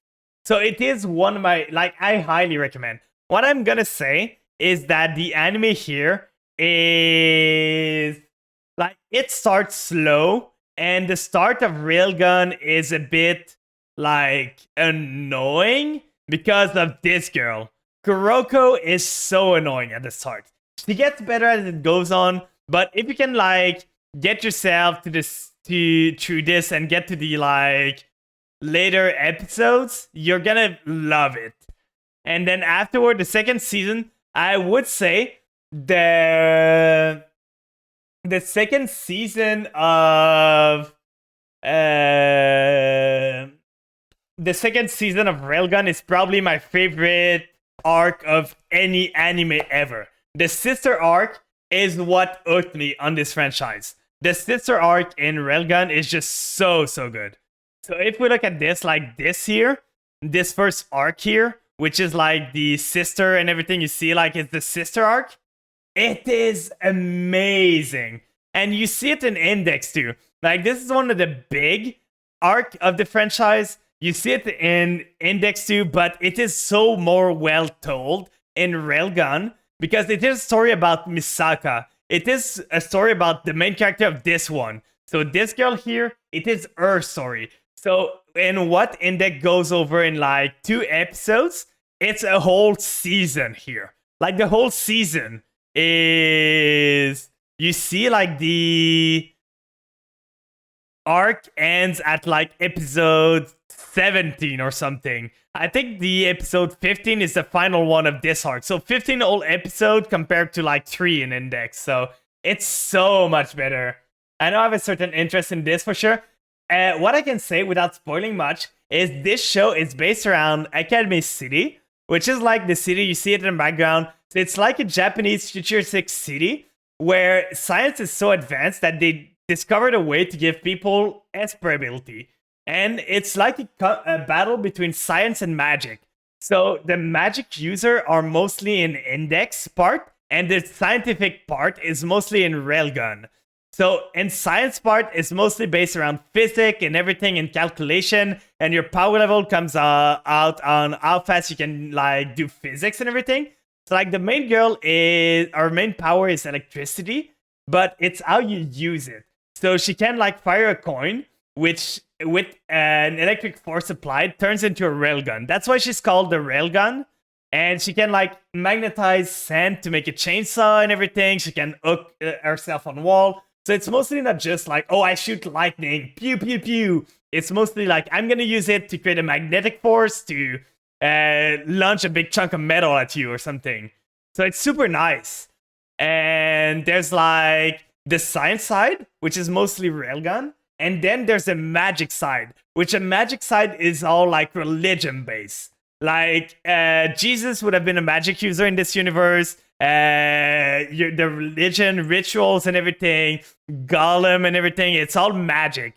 And it's a battle between like science and magic on who is the greatest power in the world, mostly. This is like the overarching arc of everything, but there's a lot of small things happening. And it's really good. Like, what makes the world so much fun is how even every single story are fun, but it's just how it merges all together with the world around. The world is just so evolving every time, and it's all around the Academy City and how the city evolves and all the plot twists around it. And I would say, like, I saw a video about Gigok that did it. If you want to just get a glimpse of like the show, and if you like it, I recommend this video. Like, this video, The Fascinating World of Index Railgun and Why You Should Watch It, goes into every detail of what I like about this franchise. It explained everything that makes this great. I've never agreed more about a video in my life. So if you're still on the fans couch, you can just give this a try. It doesn't have much spoilers in it, but it is so good. And it's gonna tell you right away if you like it or not. And explain to you, like, the first arc are a bit dated because this show came out in the early 2000s. So you gotta keep in mind, it is an old show and it gets better and better. So the 2 seasons are 48 episodes total. That's not too bad. Yeah, you gotta watch, like, it's not too bad. There's in total 3 seasons, so 73 episodes in Railgun, you see here. 73 episodes in total. There's 3 seasons. The third one came out really recently. There's 75 episodes in Index with 4 seasons. And there is like 1 season of Accelerator, but I would say keep Accelerator for last to know if you like the show or not. Because the Accelerator anime is the worst of the 3.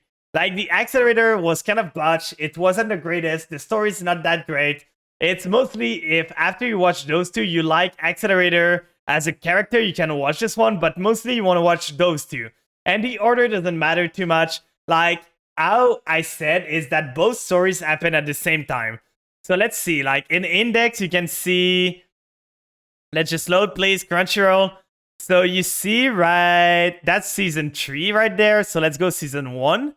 You see, like, right here is episode 14 is where the season 2 of Railgun happens. You see weakest versus strongest, strongest versus weakest. This is where, like, the sister arc happened. Like, those 3 episodes from 12 to 14 are where the sister arc happens in Index, but they are in the first episode of Railgun season 2. So you're gonna see some events happening, and if you pay attention, you're gonna see, like, at one point in Railgun, they're gonna say, like, oh, why is this satellite not working anymore? But that's because something happened in Index that blew up the satellite. So it's like just nuts. So watching one before the other is just gonna make you understand something more when you watch the other. So it doesn't matter what you watch first. There's some watch like order, but if you start like switching between Index and Railgun, what I would say is decide on one season and go from there. So if you say I'm gonna watch the first season of Index first, like I would say first season of Index, then the 2 first season of Railgun, then you finish Index, and then you watch the rest of Railgun. That could be an order. Don't start jumping between Index and Railgun in between season. You're gonna confuse yourself. So it's either you choose a season and then you switch in between the season when you feel like it, or you could just say I watch Index completely and then I watch Railgun completely, or do the reverse. What I did myself is watch Index, Railgun, the 2 first season, because the third one was not out when I was watching it. So I watched the 2 seasons of Railgun first, then I went to look for Index and watch the whole of Index there. So it's up to you, but I would say if you want an enjoyable time, don't switch between franchise in between, like, unless it's between seasons. So that's a really, really fun anime. That's my favorite one. I chill it a lot, and that's why it's my playmat. This girl is amazing. I love her so much. Accelerator is fine. Like, there's some good moments, but it's really not that well developed, I feel. It's not as good as the other 2 by a mile. And it's kind of fair. I'm gonna be fair to the manga adapter, they did the best they could with the material they were given. Because the manga of Accelerator is not that great too. So I feel they did an amazing job adapting it. They just were working with bad material. But that's basically my take on Railgun. And yeah, so we were on the trip back home. So when I was going back home, I exited at like midnight in the end. And then from midnight to like 7 a.m., I went to Toronto. Because the trip was 4 hours long, but I went forward in time 3 hours again. So it was 7 a.m. when I came home. I slept for most of the trip, but I was still feeling tired when I came to Toronto. Then I added 3 hours layover or 4 hours one, but I didn't do much. I just I was a bit late already from the plane being late. So I just went straight to my flight. I caught up on some YouTube videos. I caught up on some animes that I missed while I was in Vegas. And then I had a 1 hour and 15-minute flight from Toronto to Quebec. And then from there, I went back home. And it was pretty fun. So that was mostly my trip. And like I said, I came from like a very different temperature from when I left to when I came home. Like right here, trees almost have no leaves anymore because it's getting cold. Like either the leaves are all orange and yellow, which I need to go take a picture. Like I'm gonna probably go try and go outside either today or tomorrow after stream and grab some picture of the outside because I love fall like colors outside. And I'm gonna post it on Discord. It's gonna be, I love those things. So other than that, I'm back home. When I went to sleep, I tried to keep my schedule pretty consistent anyway, so that I did not suffer from time lag too much. But I went and slept at midnight yesterday, and I woke up at 1 p.m. I first woke up at like 11 a.m., then I went back to sleep, and then I woke up again. So I feel my clock is pretty back to normal. I'm gonna go sleep again at 1 p.m. later on. Once I finish streaming, I'm gonna go eat something because it's getting a bit late. But that was mostly the trip for Vegas. So do you guys want to do some Duelist Cup now? I need to do some Duelist Cup because I did not do any since I left. And I need the jimmies. I need my triple tactic trust, guys.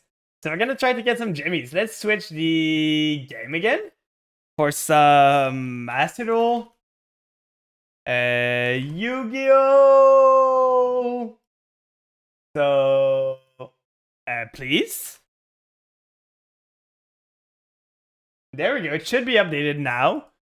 You might have to refresh. I'm gonna remove the camera here. I'm gonna capture the game. So, Master Duel right here. And we are back. I gotta say, it hurts to say, but Kashira is such a fun deck. I enjoy playing it all. It's fine. I'm gonna be honest, Kashira doesn't seem too bad with the it they did to it. The consistency is pretty shot. So I feel it's not as bad as it could have been. Still, it kills a lot of deck. I don't like a Rise Art still, but it's fine. I just don't like our Rise Art is, but look at all these jimmies that we can get. So let's see what we can do. We're probably gonna just go with our normal vampire deck. We still have till the 29th. So we have 5 days to get the Duelist Cup done.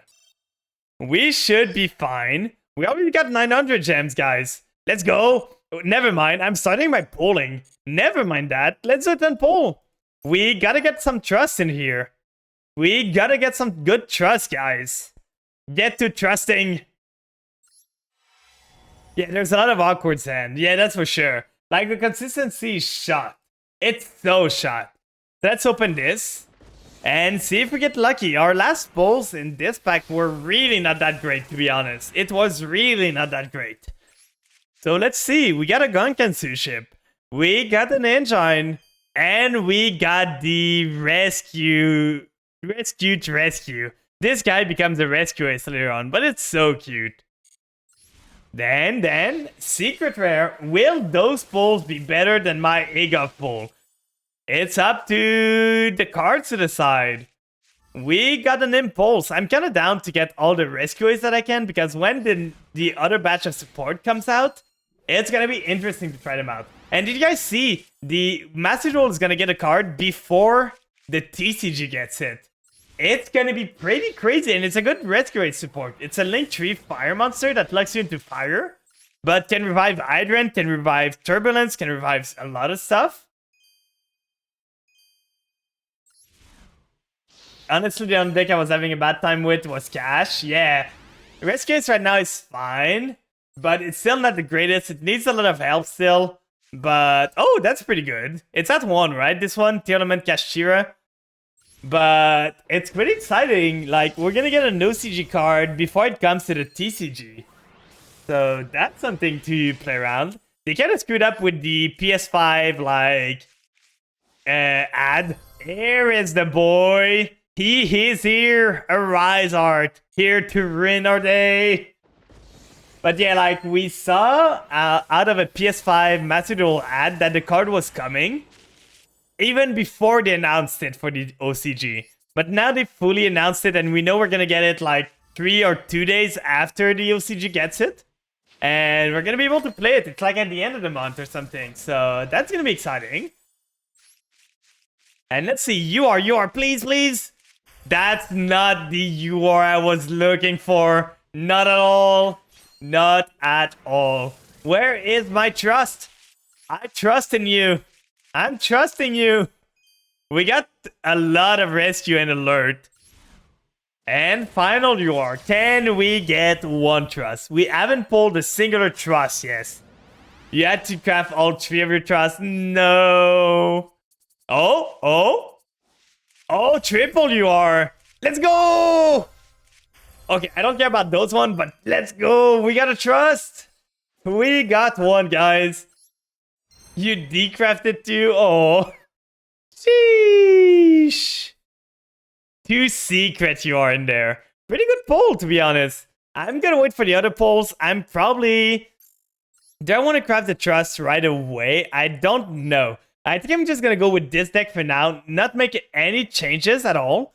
But I could run like a singular small world in it now with triple trust and change some of the deck ratios. Because trust is so good. I could even like remove one of this. Add the trust we have. Oh, wait. Oh, did I craft the trust already? I crafted trust, I think, already. So we didn't even need it. Never mind. I'm dumb there. With the trust, we don't even need a Kaiji. So I might just remove the small world. Yeah, I'm dumb. I completely forgot. It left my mind completely that I crafted this already. So with this, we might remove the Ash here, add triple trust there, and we want the talent here. We're gonna go for a build that is more around like getting our stuff together. So I think I don't even need the Kaijus. We could run instead the... where is it? This one. Herald of the Abyss. It deals with both Arise Art and it deals with Pearly. So we can craft this. That's going to be our trust target. So we have this. We have triple trust. We have the talent. We don't need a small world anymore because we don't run the Kaiju. The talent can even get us like the 1-for-1, which is great. So we can talent into 1-for-1 into anything. We don't have that great. Like, we could do any vampire into Destrudo, but that's not great. We could do any vampire into All Goal into the Amin to start our plays, but I don't know if I like it that much. This is cutting our deck a bit more. So if your opponent has a monster and activated its effect, you can add and use the card that Trust gets, right? Yeah. So how Trust works is that if you haven't activated a monster effect during this turn, set 1 normal spell or trap directly from your deck, except triple tactic Trust. Or if your opponent controls a monster, you can add it to your hand instead. That set card cannot be activated this turn. So I'm gonna add an Imperm here.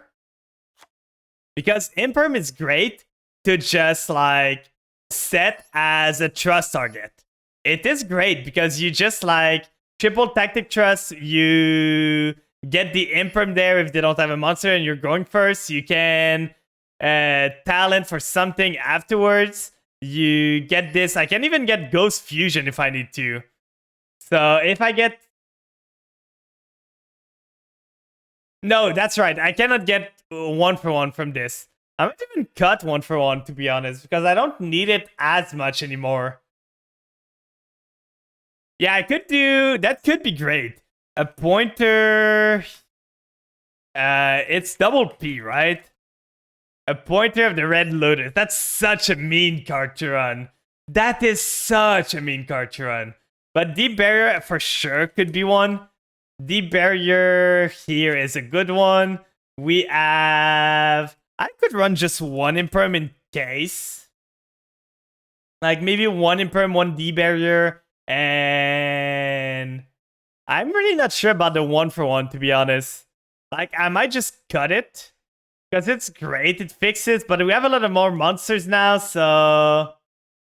Yeah, I'm already paying a lot of life points, so that would put me a lot lower. So I'm not sure I want a pointer there. We have this, we have this. We could run one small world, but that won't fix our end anyway. So this one card I kind of want to try it is... What is the name again? Is it Greed something? No. Is it? No, it's a normal trap. I'm gonna search. I'm gonna do a stupid thing and search every single trap. So we're gonna do this and look for it. I know how it looks. I should be able to find it, but it's the anti-maxi card. It's the anti-maxi that if they have like 8 or more cards, you shuffle the cards back into the deck and they draw 2. Which is the funniest thing to do to a maxi. Like, I find it so funny. I'm just looking for it right now. Is it this one? No, that's not this one. It's similar, but not this one. Heavy Slump, okay. Like, it's just so funny. Look at this. If someone has 8 or more cards in their hand, they shuffle their entire hand into the deck, then draw 2. Like, I kind of want to just run it as 1. It's bad. Don't get me wrong. Like, I want to run it at 1 so that if someone maxes me and I have trust in end, I just trust for this, play my board a bit, make a board, and just like heavy slump them. And then I made a small board and then they're down like a lot of cards. It's not even too bad against Pearly. Oh, you're right. You're right. So we have this. We have the Herald for the Pearly. If we go into the matchup, like I'm not sure about the ratios. I don't know if we need the Herald necessarily. Maybe not. Maybe we do. We don't have end traps anymore other than Maxi, so that's kind of a shame. Like we could add 2 Ash Blossom to make it a 45 card deck, but I kind of want to keep the consistency going.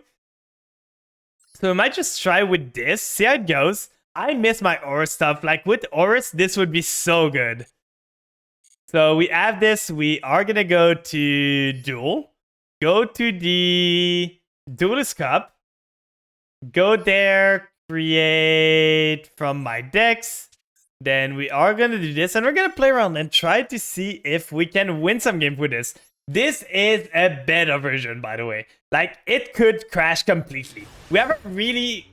we have high chances of breaking in our hands. We remove some of the consistency stuff, but we're gonna see. We are gonna see if it works out. I'm kind of down to make this deck a go second purely deck. And you just like make it go second. You have triple trust, like talents, change of heart and everything. And just make it your opponents go second and you play from their plays. You can trust into like evenly, you can trust into other stuff. So I'm kind of down. Is it Labyrinth? Probably Labyrinth, right? Yeah, if I see that, it's probably Labyrinth. So set 3, are they gonna trigger everything in my draw phase? It's a 44 card deck. Drawing this is not great. We have a singular play. We have one play we can do. I'm probably gonna start with the Familiar to try and bait stuff out. So normal summon familiar here. Go into anima, then we do grace, familiar, get ourselves another normal summon to maybe do something. Probably getting the ghost. Daruma Cannon. Okay, this guy just doesn't know how to play the game. Sure, flip this face down. It is Labyrinth. We know it, but it just wants to click button. So that's fine. That's completely fine. Does he not know that Daruma Cannon flips his monster down too? Like, don't you know? This guy's stupid. This guy is so stupid. Then we go with this. Italy, do you have anything else? We might still be dead, to be honest. I'm doing Duelist level 9. They have the Ash, so we don't have much we can do. They just had stuff to stop us, so we're pretty much dead here. We can set the zombie well, but that's not gonna do much. They had the Ash, they had triple back row with something to stop our first normal and something to stop our second thing, so nothing we can really do here. Maybe we don't die, but they're gonna get the mummy, they're gonna get everything they need. The Ash was just super bad here for us. We drew triple brick. Like, we drew a lot of bricky card. Destrudo is not that great to draw Vampire Domination. We could remove the Destrudo, to be honest. With this deck, with Trust out, we don't need it as much. It's still a great card, but it is a brick, and we want to remove the brick as much as we can. So he's got the Lady Labyrinth here. Setting a card, and is he just gonna punch into this?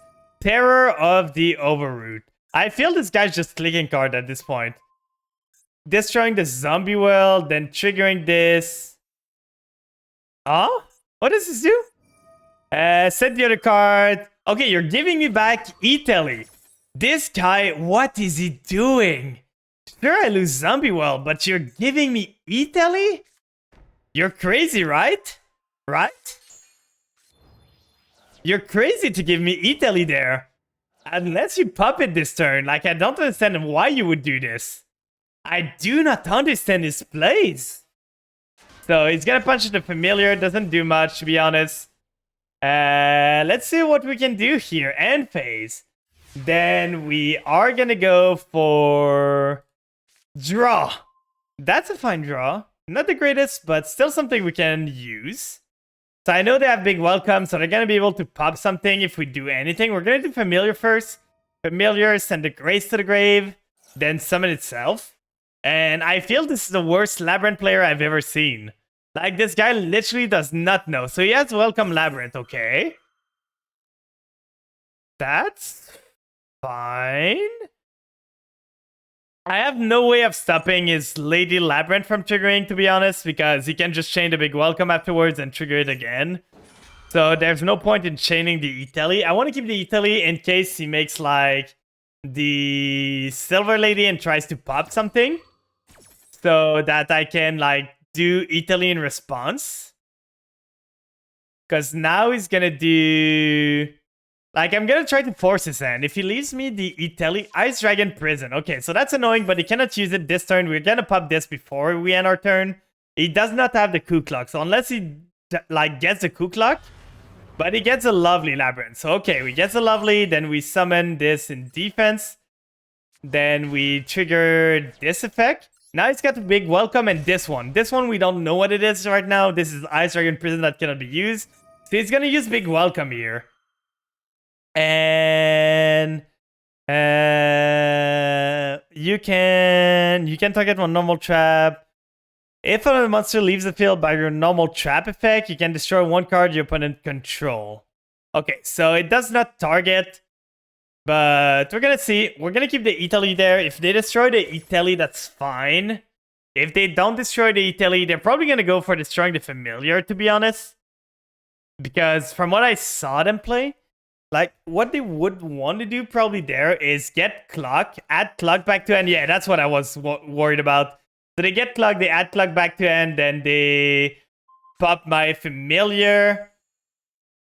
That's going to be super annoying to play around. Like, now they can just activate clock, activate Ice Dragon Prison. So now they use the lovely lady to get the thing going. I think I still let this go. Gonna depend on what they pop. If I'm them, I pop the Italy all the way. So they're gonna use the Ku Klux right now. They're just playing cards. They're probably gonna try to pop my back row and pop the other thing. Like, if I did, I could have eat a lead for Ghost Ogre, to be honest. So now if I eat a lead for Xiaomin, I get a Xiaomin here, they pop it, they banish this and the Grace from the grave, and then I can play. I have all the interruption guns, so I think I'm activating Italy anyway here. We're gonna get the Xiaomin, we're gonna make them choose to banish it. So getting the Xiaomin, then Kuklak here, then Silver Lady is gonna pop something. Yeah, they could have done that. Oh, okay, yeah, they pop this, then they do IDP. They can do IDP at any point now. That's a bit annoying. I should have said this beforehand. I should have, because I had other vampire in hand, so I could have like added counter trap. We are gonna do... I'm gonna force their hand here. We do this and we steal their lady. So we do this here. Anima, they didn't play around Anima. He could have welcomed Clock and then big welcome Silver for less of a chance of you interrupting. Maybe, yeah. So now we can steal the Lovely Lady and they cannot interrupt this at all. So we steal the Lovely Lady. It's us. It's ours now. Give it. Give it. Watch them try to IDP this away to try and stop it. But realize that there's no more IDP target anymore.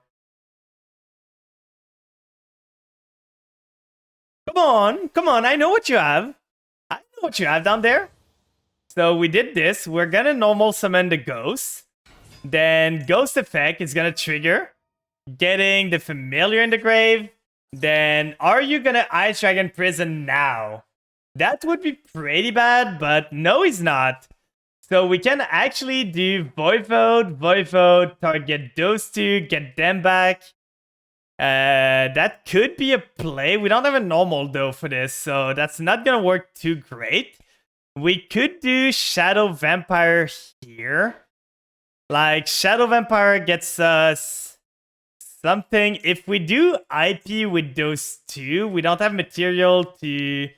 We cannot do Sucker with those two, sadly, because there's no Zombie World on the field. Oh no, I have a plan? But they can stop the plan at any time. So I'm going to go Shadow Vampire. It's going to be the safer play. Send the Retainer to the grave. Then if they don't IDP right now, I can just play through this. So I do...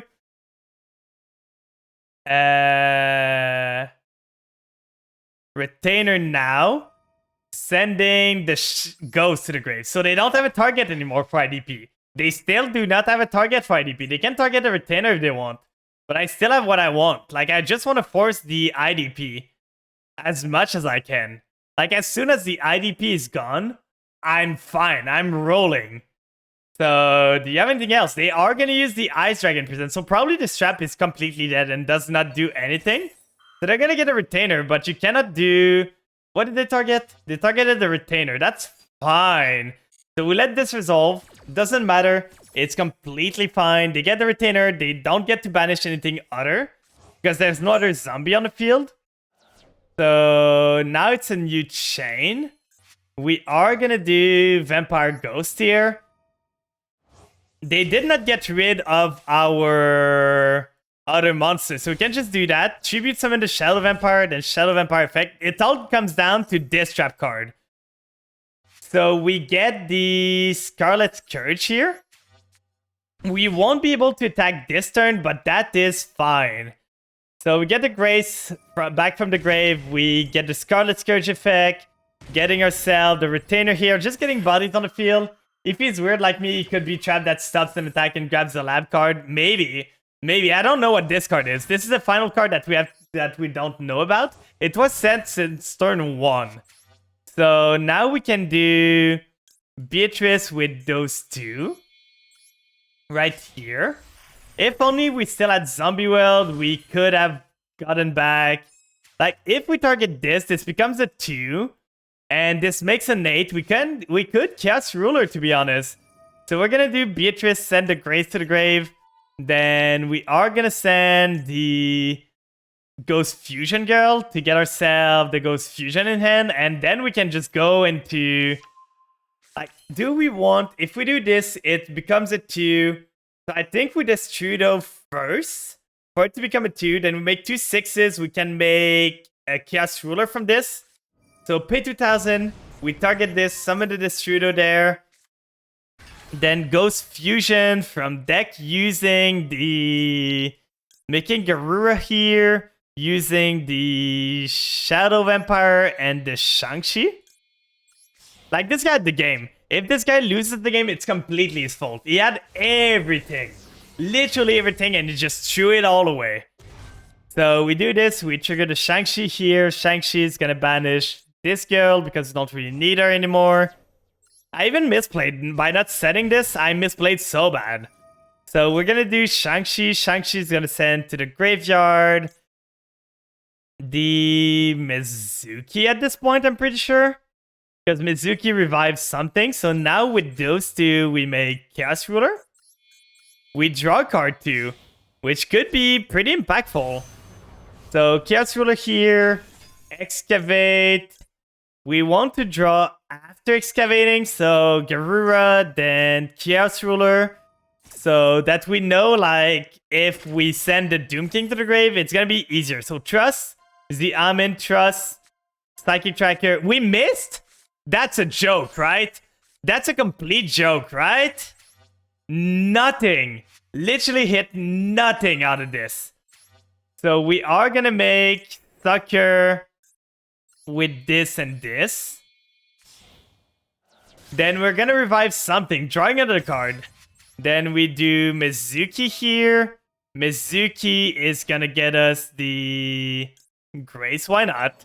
Let's get the Grace back. We draw a card from Sucker. Then we get the Banshee, which doesn't do much. We could revive something, but we don't have another normal. So we could just go Goddess with this, and this. We do not have a Doom King line right now because... Oh, I don't have vampires anymore, which is kind of annoying. We don't have light in the grave. I'm misplaying a lot right now. We're gonna go end phase. Let's see what they have.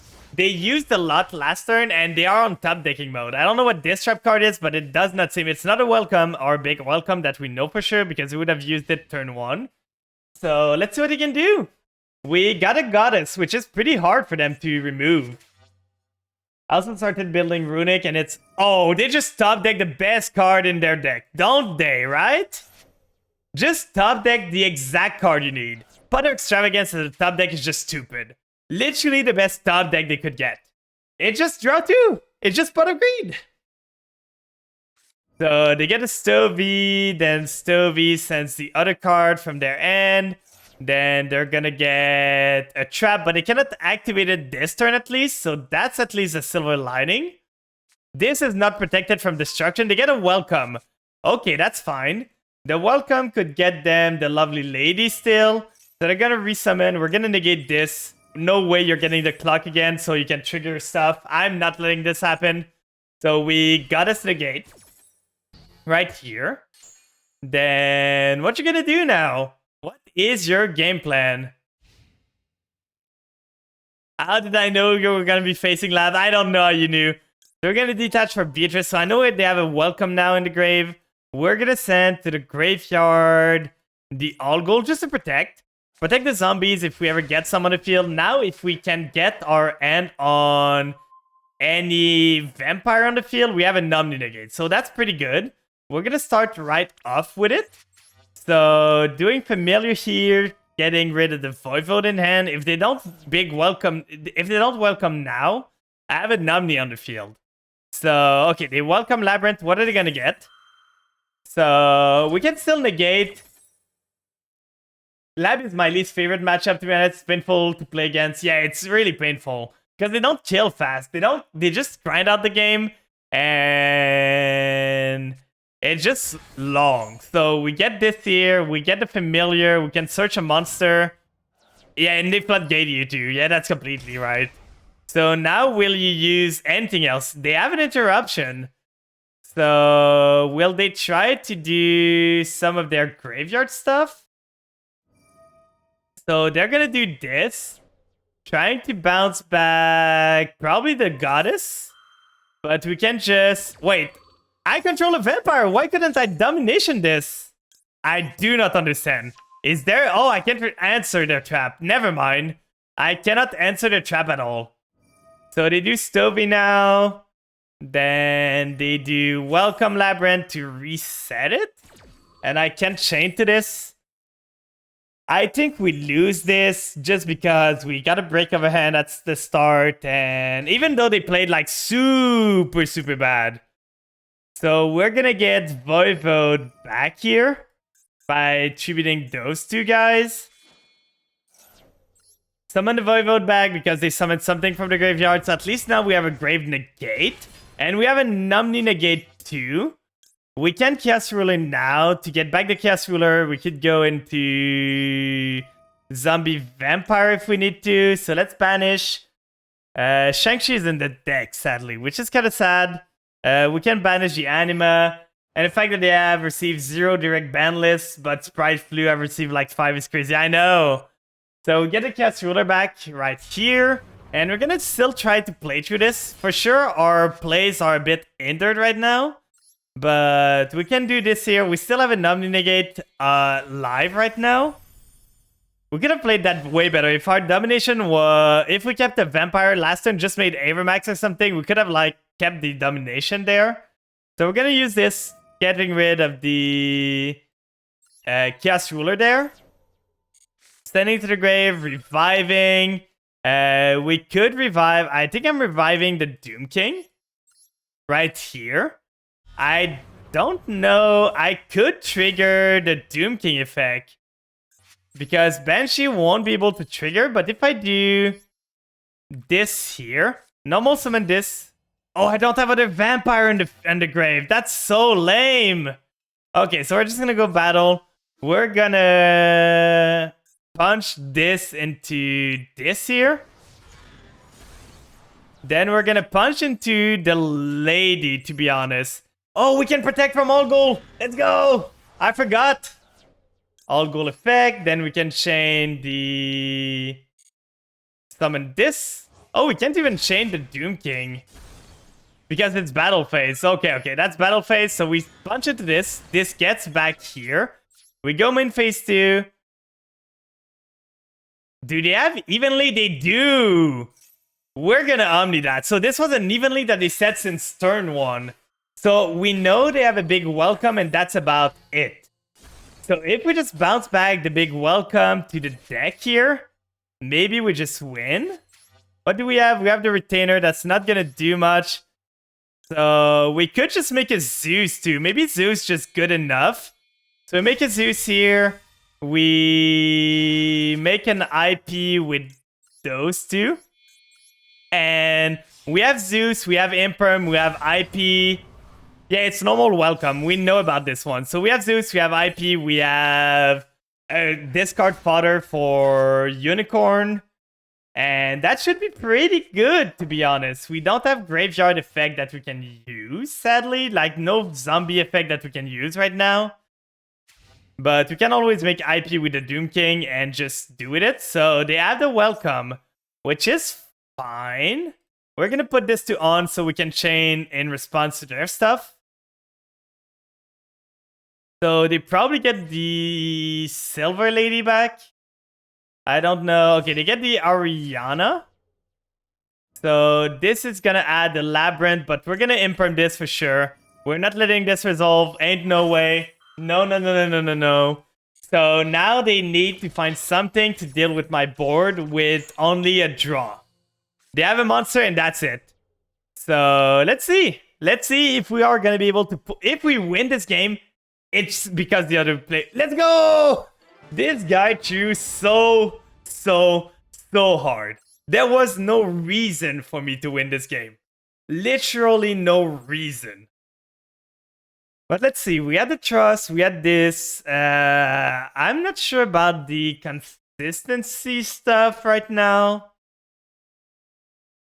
Like, we removed some consistency from our deck, which is kind of annoying that the Imperm actually came in handy there. We have this. We could run double trust instead. Because we can only activate one trust anyway. So we can run double trust and run something else. But let's try it again. Let's run it back. You found 3 trust to be bricky? Probably, yeah. I kind of agree with that. Let's see if but we haven't drawn a single trust. So we're gonna test it out. We're gonna find what works, what does not. This is a new version of the deck, which we are trying to see what's the best and what's the worst. Like what we want to cut out, what we want to keep. The 1-for-1 is probably great. Okay, so we have the Ziam in play. We have the call by for the Ash or the Maxi. So we're gonna do Ziam in here. Ziam in effect, we do not even lose to an Imperm. So they did not have an interruption at all. So let's go with this. Reveal this, special summon the Deer Note. So no interruption, it seems. We are free to go. We go for Jam Dragon Drive. Then we summon it here. I tried it for a while, but the last draw was when I opened all 3 trusts going first in the 45 card decks. Yeah, that's the reason why I wasn't running like triple talent too. Because when you run when you draw more than you need to of talents, it's so bad. So we target this and then we do the Amin. The Amin gonna target this just to chain block everything, make it all neat and tight. We would love to draw a vampire here if we could out of our effect. So we're gonna add this to end. We're gonna go into Immortal Dragon again. Then send to the graveyard the Ghost Sleeper to get ourselves the Ghost Fusion. And we're gonna get rolling. We might even send a vampire at one point. Because we did normal, but we have the vampire ghosts already. So we could do the vampire play from there. Big gamer moment, your mom, French people aren't real people shy. Welcome in, Overlord. Big gamer moment, your mom, French people. I read that so weird. Like, I read that your mom French. And I was like, wait, what? Your mom, French people aren't real people shy. Welcome in, Overlord. I'm feeling good. I'm back. I feel a bit, like, sick. But we're doing good. I'm gonna have a good night rest after the stream, and we're gonna have a good time. So we're gonna banish this, then we are gonna resummon the Speardow. Then Speardow is gonna send to the graveyard. At this point, I kind of want to send the Familiar to go into the full Vampire line afterwards. We are going to be able to get more stuff out of this. We could get the Numbing Negate or the monsters, but we're going to send a Familiar here. Then we are going to get into Beatrice there. And from Beatrice, I think I kind of want to send... Like, I want to send the Banshee. I kind of need to because I don't have another way to get it in the grave. But if I could, I would have loved to send the Grace. So that I could have done, like, more out of this. But we're going to do Familiar first. Familiar is going to get rid of the Ghost. Then we are going to resummon the Familiar. Familiar is going to trigger, getting myself the Shadow Vampire. Then we are going to be able... And I think I'm going to go for the Voivode instead of the other one. So we do this. We get ourselves the Vampire Ghost here. Then Ghost gets us another normal. We tribute summon the Familiar here for the Vampire Ghost. Then Vampire Ghost, usually I would summon the Scarlet Scourge, but we do not have another Vampire in the grave. So we could go for the Retainer to get us the Counter Trap, which would be fine, but it kind of stops our plays there for the turn. We could like do IP... and maybe something, but what I want to do is go for Voivode and gamble. So we summon the Voivode. Welcome in, Bringer. Good super early morning. What time is it for you? So we have the Banshee. We're going to use the Banshee right now. Trigger the Banshee, getting ourselves the Zombie World. There we go. 5 a.m. Oh, God. Did you just wake up? Did you just wake up? I'm finally back from Vegas. I'm back where I live. Let's go. Do you have work or class today? Like, is it the reason why you woke up so early, or are you just an early waker? So we're gonna send a Voivode here. Then special summon. What did we hit? They are on Dark Magician. The darkest of magician. So we can resummon the vampire ghost, maybe? Like, it's a shame that we hit another familiar, because I would have loved to be able to do something else. But we do this here. We get ourselves the sucker, I think. I want to see something. Let me read something. What does this target? If Dark Magician is normal special, you can target one card your opponent control, banish it.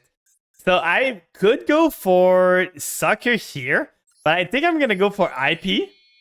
And with this, IP is gonna allow me to go into Avermax on their turn, and I don't think they can deal with it. I don't know how Dark Magician deals with a Destruction Protected Avermax. Like, how do they? Lately I've been using Tomahawk and now I can get payback for the Algdon pile. Oh. They will Kaiju it. I don't know. They might not be on Kaijus. We're gonna see. We are gonna see. They have something here. I said they woke up early this morning. Oh. So they have the Maxi. Okay, they're gonna Maxi here. Do I even call by this? Like, they did not have any other interruption. So I think I do. I don't want to give them other cards that might unbreak them. So we're going to call by this. Make sure that they don't draw a card from our Doom King and our All Gold later on. They have the call by. Why call by this early? Like, what is the point? You should have waited with your call by, because now you're not going to be able to hit my Doom King. I don't think this guy understands how call by work. He's like, where's the Doom King? Where's the Doom King? But the Doom King's not there anymore. It's not there yet. I didn't send it yet. So what you gonna choose? Probably the best bet for him is All Goal, because if he called by the All Goal, I cannot get it back. The other one, which would be good, is the Shang-Chi, because Shang-Chi would... He got the worst one. He literally got the worst call by target. Like, I'm not making Garura again. I'm not using Garura anymore. So we're gonna call by the Maxi. No more Maxi on. That's pretty fine. Then Beatrice is gonna send the Doom King to the graveyard. Then Doom King's gonna revive in the standby phase. They still have something. So standby, Doom King is gonna trigger right here, summoning itself. Then we have the IP to quick trigger the Doom King anyway, so that's pretty good. They should have so waited on their call by the grave. They add call by to deal with the Doom King, and if they did, I only had an IP as an interruption and then call by the grave again. So main phase now, what you gonna do? How is the Dark Magician getting out of this? I do not know. So Magician's Rod. Gonna trigger the effect? Yeah, so we're gonna negate this. That's one negate. Then we still have the banish that we can use at any time. So negate this. No more effect of Magician's Rod. And what you gonna do next? Is that it? So Magician's Soul. We can literally call by the grave. What does it say? Special discard, send discard, and if you... Then you can special summon one Dark Magician or Dark Magician Girl. We're gonna call by the grave the Dark Magician at the grave. So they don't get it. So that's one Dark Magician all the way. So they're gonna get the Magician's Soul, which is fine. I don't mind them getting this. So right there, they're gonna be forced to summon this one now. Or no, they can't. They can't even. We blank the effect. It does not summon from end. It's only from graveyard. So they set a spell. Then what are they going to do next?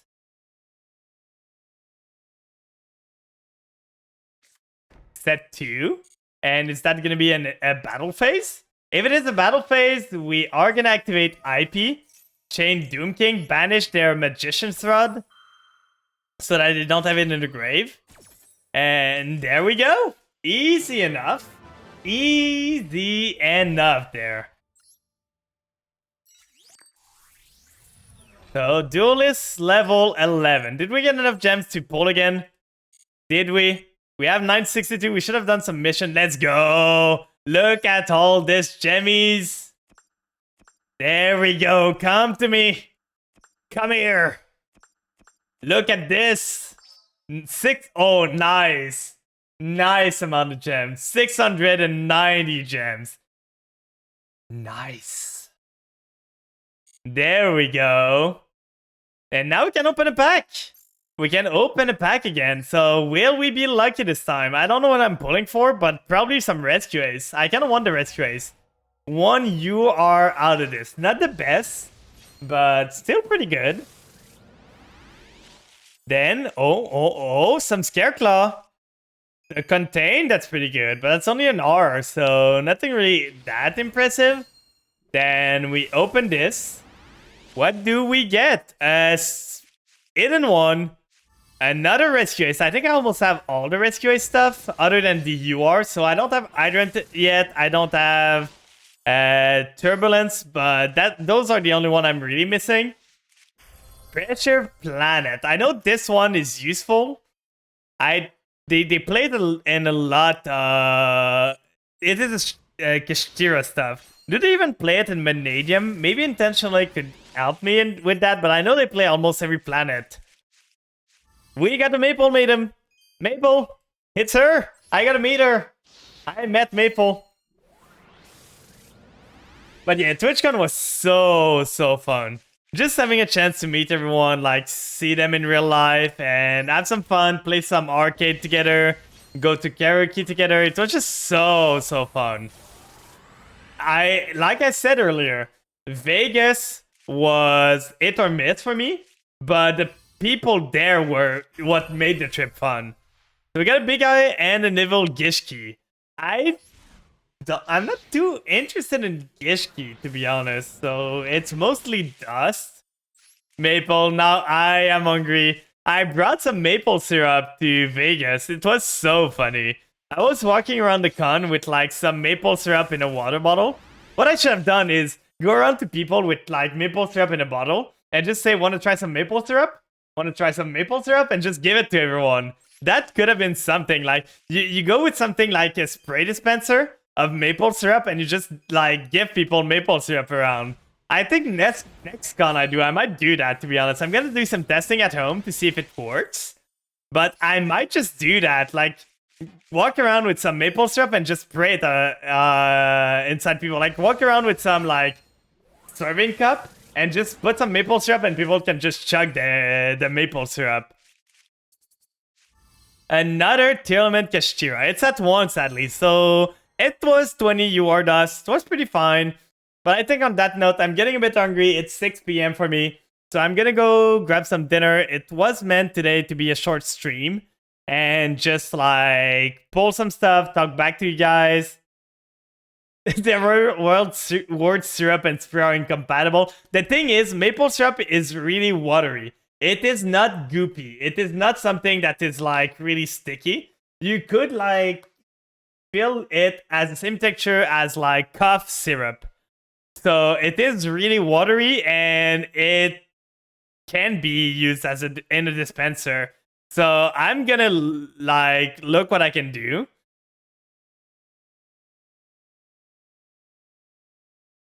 Yeah, it is so liquidy. So I'm probably next time I go to a con, I might do that. It could be funny. I could try it at the YCS, to be honest, but it would mostly be for my hotel room because there's no way like I'm bringing maple syrup to a card game event. That's inviting problem. I actually really enjoy good maple syrup. It is so good. And the thing is, like, what you buy at the airport, sure, it is maple syrup, but it's like the tourist trap. Because it costs like $30 to $40 to buy it at the airport. And here, a big can of like a lot of maple syrup, like 2 times to 3 times what you would buy at the airport for $40 costs $10. So it's such a ripoff to buy them at the airport. It is such a ripoff. You should never buy them at the airport. And it's not as good. It's not the best quality of maple syrup that you buy at the airport. Discount Vermont syrup? Take that back. Take that back. Why? Wait, this isn't a Speedroid pack. We could build Speedroid at one point. Like, I don't have anything else that I really need from this pack. I love this Dogo. It's just so good. Like, look at him. He's a good boy. I think I'm getting him. We're getting the Doggo. For sure. So we got a Doggo, we got a Frog here. Then with a pack, we unlock some secret packs, but nothing that important. Then what did we have? Oh, this field is amazing, to be honest. It is great. I should buy myself another field in the time. Like, next gems that I get, maybe I spend it on a field. We have the Rise Art. I don't care about this one. Oh, that's great. The Fire one. That's a neat icon. Then the Rescue Ace one is great. Then the Fire card case. I love this one. I like it pretty much. Is it true that maple syrup contain glass container? Most of the time, not. Like, what you find at the airport, they're gonna have like a cute maple leaf glass container, but that's not how we keep it. Most of the time, you buy it in a can, like a metal can that you open with a can opener. And then afterward, you put it in like maple syrup, like a cup with a lid that you can open and close to just pour it on your stuff. So mostly we buy a can of maple syrup and you put it in a container to use it later on. No one buys the like big glass thing here. No one. It's all in, like, I can find it, like, let me just search it. I don't want this. I want just can right there. So let me put back the... where is my OBS? There we go. So the browser is going to be this thing here. So you see, it's like a big maple syrup can like that you open. And then you pour it in like another container of your choice. Most of the time, I could show you my maple syrup container. 1 second.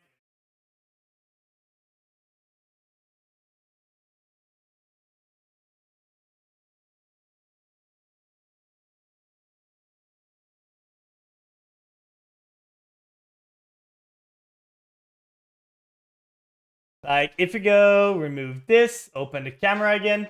Like, you can see mine is here. It's just like a container with a lid.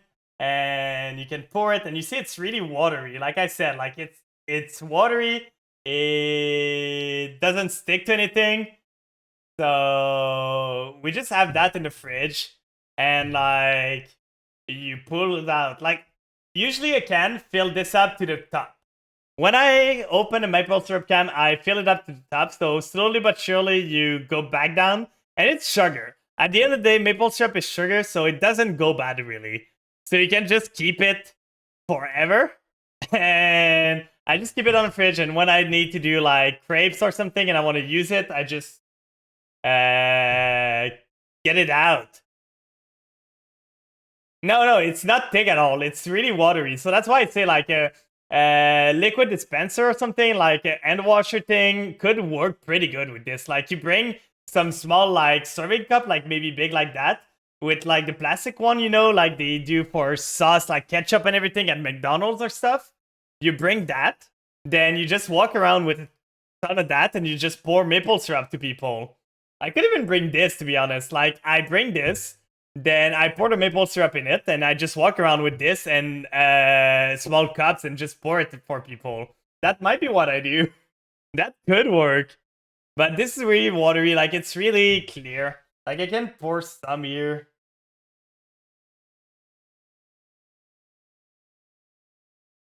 Like you can see, it's really clear and everything, so it's not thick at all. Some maple syrup for me. Just licked it. Do you want some, chat? Do you want some maple syrup? There you go. Open wide. Ah.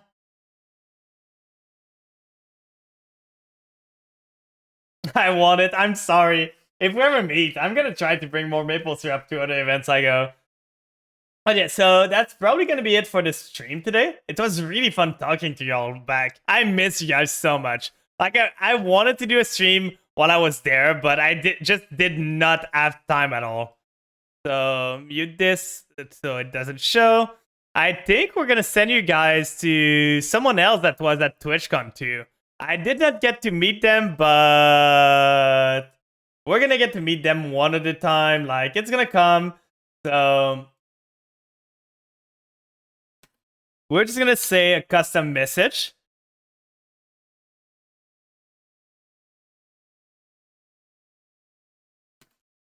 Let's do that. Right here for the normal raid message, and for the other one, we're just gonna do the cookies again. So this, then we do this here, right there. Then we do cookies again. Then we do we missed you and cookies again. So those are going to be both of the raid message if you want to join in. We're going to go to Tina. I did not get a chance to meet Tina, but it's going to happen in the future, I'm pretty sure. It was so packed. Like, everything was so packed. So we're going to go to Tina Chino. She's a really cool friend. So let's go there. Let's give her some love. I'm going to go make some food while I'm away. But for those that don't know, I don't have a schedule per se this week.